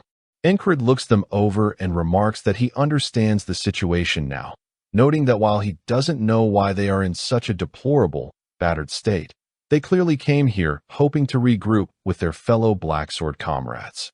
At that exact moment, an incredibly terrifying, suffocating aura radiates from Incred, Rem, and Ragna. Fully prepared to butcher their new prey, they resemble literal demons standing under the cold moonlight, their eyes glowing with an eerie, supernatural brilliance. Incred coldly promises the trembling bandits that he will indeed let them meet their comrades down in hell. The Black Sword bandits are seized by absolute terror, frantically drawing their swords as one of them screams out, demanding to know what the hell these monsters are. With that, another brutal, one-sided slaughter erupts. Watching the absolute carnage unfold, the Beast Woman tells herself that these people are completely out of their minds. She grits her teeth fiercely, resolving that even so, if she can just continue to stay by Incred's side, she is willing to do whatever it takes. Steeling her resolve to join the fray, she declares that she will join them too, shouting that she will become a lunatic as well. She lunges forward, sinking her razor-sharp fangs directly into a bandit's heart. The others witness her sudden outburst, and Ragna blinks in confusion, wondering aloud if those guys weren't supposed to be her allies, asking if her specialty is also betraying and killing her own comrades. Watching her tear through the battlefield, Incred softly murmurs to himself about that woman as he watches her successfully slaughter several Black Sword men. The Beast Woman goes absolutely wild against the men of the Black Blades, slaughtering several of them in a flash.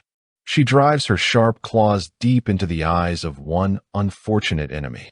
Suddenly, another Black Blade soldier creeps up from behind, screaming that she is a treacherous bastard as he charges up a deadly strike right from her blind spot. Utilizing the very man whose face she just clawed up as a launching pad, the Beast Woman leaps high into the air at the absolute last second, easily dodging the enemy's attack. While still airborne, she delivers a brutal knee straight to his face, sending him crashing hard to the ground with blood spraying from his nose. Watching the entire spectacle unfold while continuing to slice through his own share of enemies, Rim loses his mind, wondering what the hell that was. He loudly complains that she is stealing all his prey and that she cannot just go around busting all their heads open. Incred witnesses the entire display as well. After slaughtering a massive wave of enemies, the Beast Woman tries to catch her breath, huffing heavily from pure exhaustion. Incred walks up to her while she stands hunched over, gasping for air. Noticing his presence, she shifts her gaze upward to meet his eyes. Incred looks down at her and asks what it is she wants to do. She responds that even if she runs, she has nowhere left to return to. Looking him dead in the eye, she begs him to take her in as his subordinate. After a tense few seconds of silence, Incred gives his answer, telling her that he will. Privately, he reflects that ever since he dragged this beast man out of prison, the right to decide her fate has belonged to him alone. Besides, it is highly convenient since the company is currently short on manpower. As he stares down at her, another thought crosses his mind. Looking closely at the Beast Girl's eyes, he recalls a legend the Beast Men have regarding golden eyes. Still in complete disbelief but overcome with joy, she stammers, asking if he is really accepting her. Incred completely ignores her question, concluding his inner thoughts by deciding that it probably is not all that important anyway. Rim chimes in, questioning if this creature is truly their newest recruit now. Ragna groans, muttering about how much he hates it when they shed everywhere. Offended, the Beast Woman snaps back, warning them not to treat her like an animal.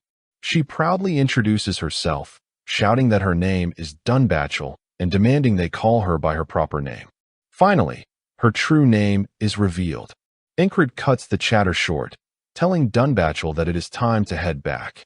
Hearing Incred's words, Dunbachel reflects internally that she finally has someone to tell her to head back together. Overwhelmed with emotion, tears of pure joy well up in her eyes as she realizes that she now has a pack. Sometime later, we see Dunbachel pulling the heavy carriage instead of the horses, straining with immense, superhuman force. Inside the very carriage she is dragging, Rim relentlessly bullies her, shouting that a slug would move faster than her and asking if she wants to sleep on the road, ordering her to run until her legs become a blur. The rest of the crew is relaxing inside as well. Struggling under the weight, Dunbachel cries out, asking why she even has to pull the carriage in the first place. Rim casually explains that the vehicle became far too heavy after they gathered all the loot. Dunbachel protests that his excuse does not explain why she has to be the one doing it, to which Rim bluntly fires back that they simply do not have anything else to replace the horses. Poor Dunbachel, thoroughly demoralized by the hazing, laments that he is treating her like a beast all over again. Observing the chaotic dynamic, Incred thinks to himself that Rim was secretly disappointed after Andrew left. He admits he was initially worried about Dunbachel since she and Rim had originally met as enemies. However, seeing Rim act so friendly with her already, Incred feels reassured that she should fit right in with the rest of the company. Satisfied, Incred decides to close his eyes and get some rest, joining Ragna, who has already been fast asleep for quite some time.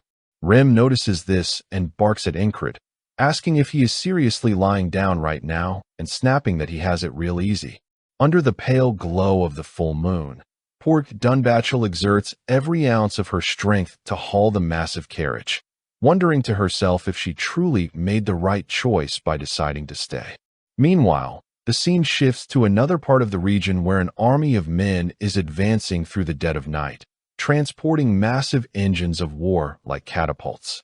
The focus then turns to Commander Marcus, who receives an urgent briefing that Martai has officially begun their advance. Marcus calmly evaluates the situation, noting that the enemy will arrive in 5 days. Within that window, they will reach the front lines of the border guard and launch their siege. He immediately issues an order to bring all civilians living outside the walls inside the safety of the fortress. The following day, a massive influx of citizens enters through the city gates alongside their children. At that exact moment, Incred and his men finally arrive, with Dunbachel instantly collapsing to the ground, completely spent after pulling the heavy carriage through the entire night. Ragna, waking up from his long, peaceful slumber, takes in the massive commotion and wonders aloud why there are so many people everywhere. As they step out of the vehicle, Kryze and Pin approach them. Kryze explains that the citizens are evacuating ahead of schedule due to the impending territory war. Thrilled to see them, he greets Incred, exclaiming that the captain is finally back. Suddenly, a pungent odor hits Kryze's nose, making him shudder in disgust. It is coming straight from Dunbachel. Kryze covers his nose, complaining that she absolutely reeks. Incred pinches his own nose in agreement, remarking that she never looked completely clean to begin with, but she really did sweat an immense amount. He turns to Pin, instructing her to take the beast girl and get her washed up. Pin looks back at him, asking if they even have any spare clothes for her to change into. Incred commands the rest of the crew to sort through the looted spoils and head inside, stating that he will report to the battalion commander first. However, before he can even finish his sentence, Shinar steps forward to interrupt him. She informs him that he can deliver his report during the upcoming official meeting, adding that all officers are strictly required to attend the strategy session. She fixes her gaze on him, welcoming him back and calling him her fiancé. Incred questions her logic, asking if the commander of a company with fewer than 10 members is truly considered an officer. Shinar dismisses his doubt, asserting that a mere headcount does not dictate a unit's importance. She then teases him, pointing out that he has been so busy playing around with his company that he completely neglected his lover. Looking him dead in the eye, she tells him that she waited for him night after night, demanding to know exactly when he plans on visiting her. Incred smoothly deflects the romantic tension, asking if they should schedule a sparring match sometime soon instead. Shinar smiles, noting that her fiancé truly knows absolutely nothing besides training, but promises she will look forward to it. Ingrid is left completely taken aback by her intense response. The scene shifts to the commander's headquarters, where a high-stakes military briefing is underway. The same assembly of nobles from the previous gathering is present. The commander opens the floor, explaining that following Vice Baron Vanchento's original proposal, they had sent a delegation to the Black Blades.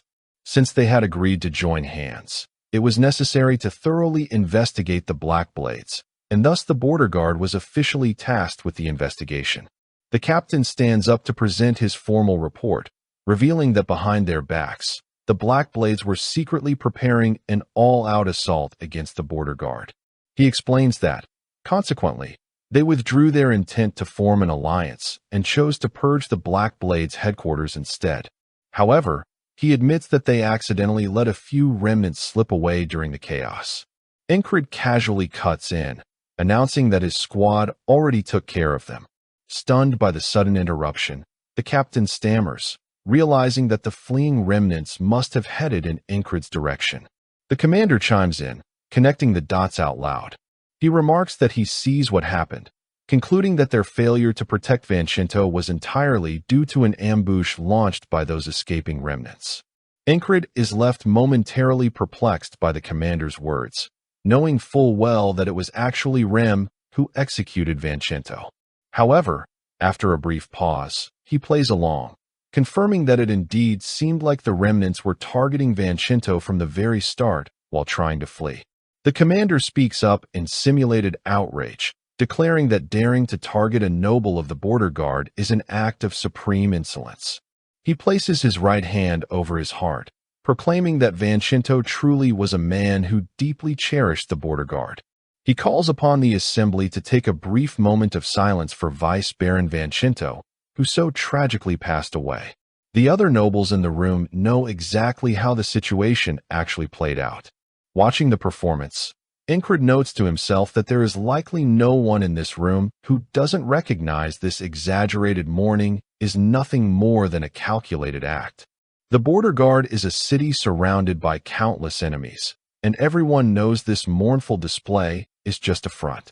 Vancento's death serves as a blatant warning. Those who act out of unnecessary greed shall die because of it. At this exact moment, the battalion commander is clearly broadcasting his absolute will, all to protect the integrity of the border guard. In a brief flashback, we see the commander telling Ingrid that he wants him to love this city. Ingrid reflects on those words, thinking to himself that a knight represents an incredibly high, unreachable wall. Snap back to the present. The commander addresses the room, stating that Martai is a city that inherits the deadly bloodline of the mercenary king of the East. He warns that their military might is formidable, and if they have secured the backing of powerful external forces as well, their overall odds of victory cannot be accurately predicted. Ingrid broods silently, acknowledging that the chances of them reaching the end are less than 1 in 10,000.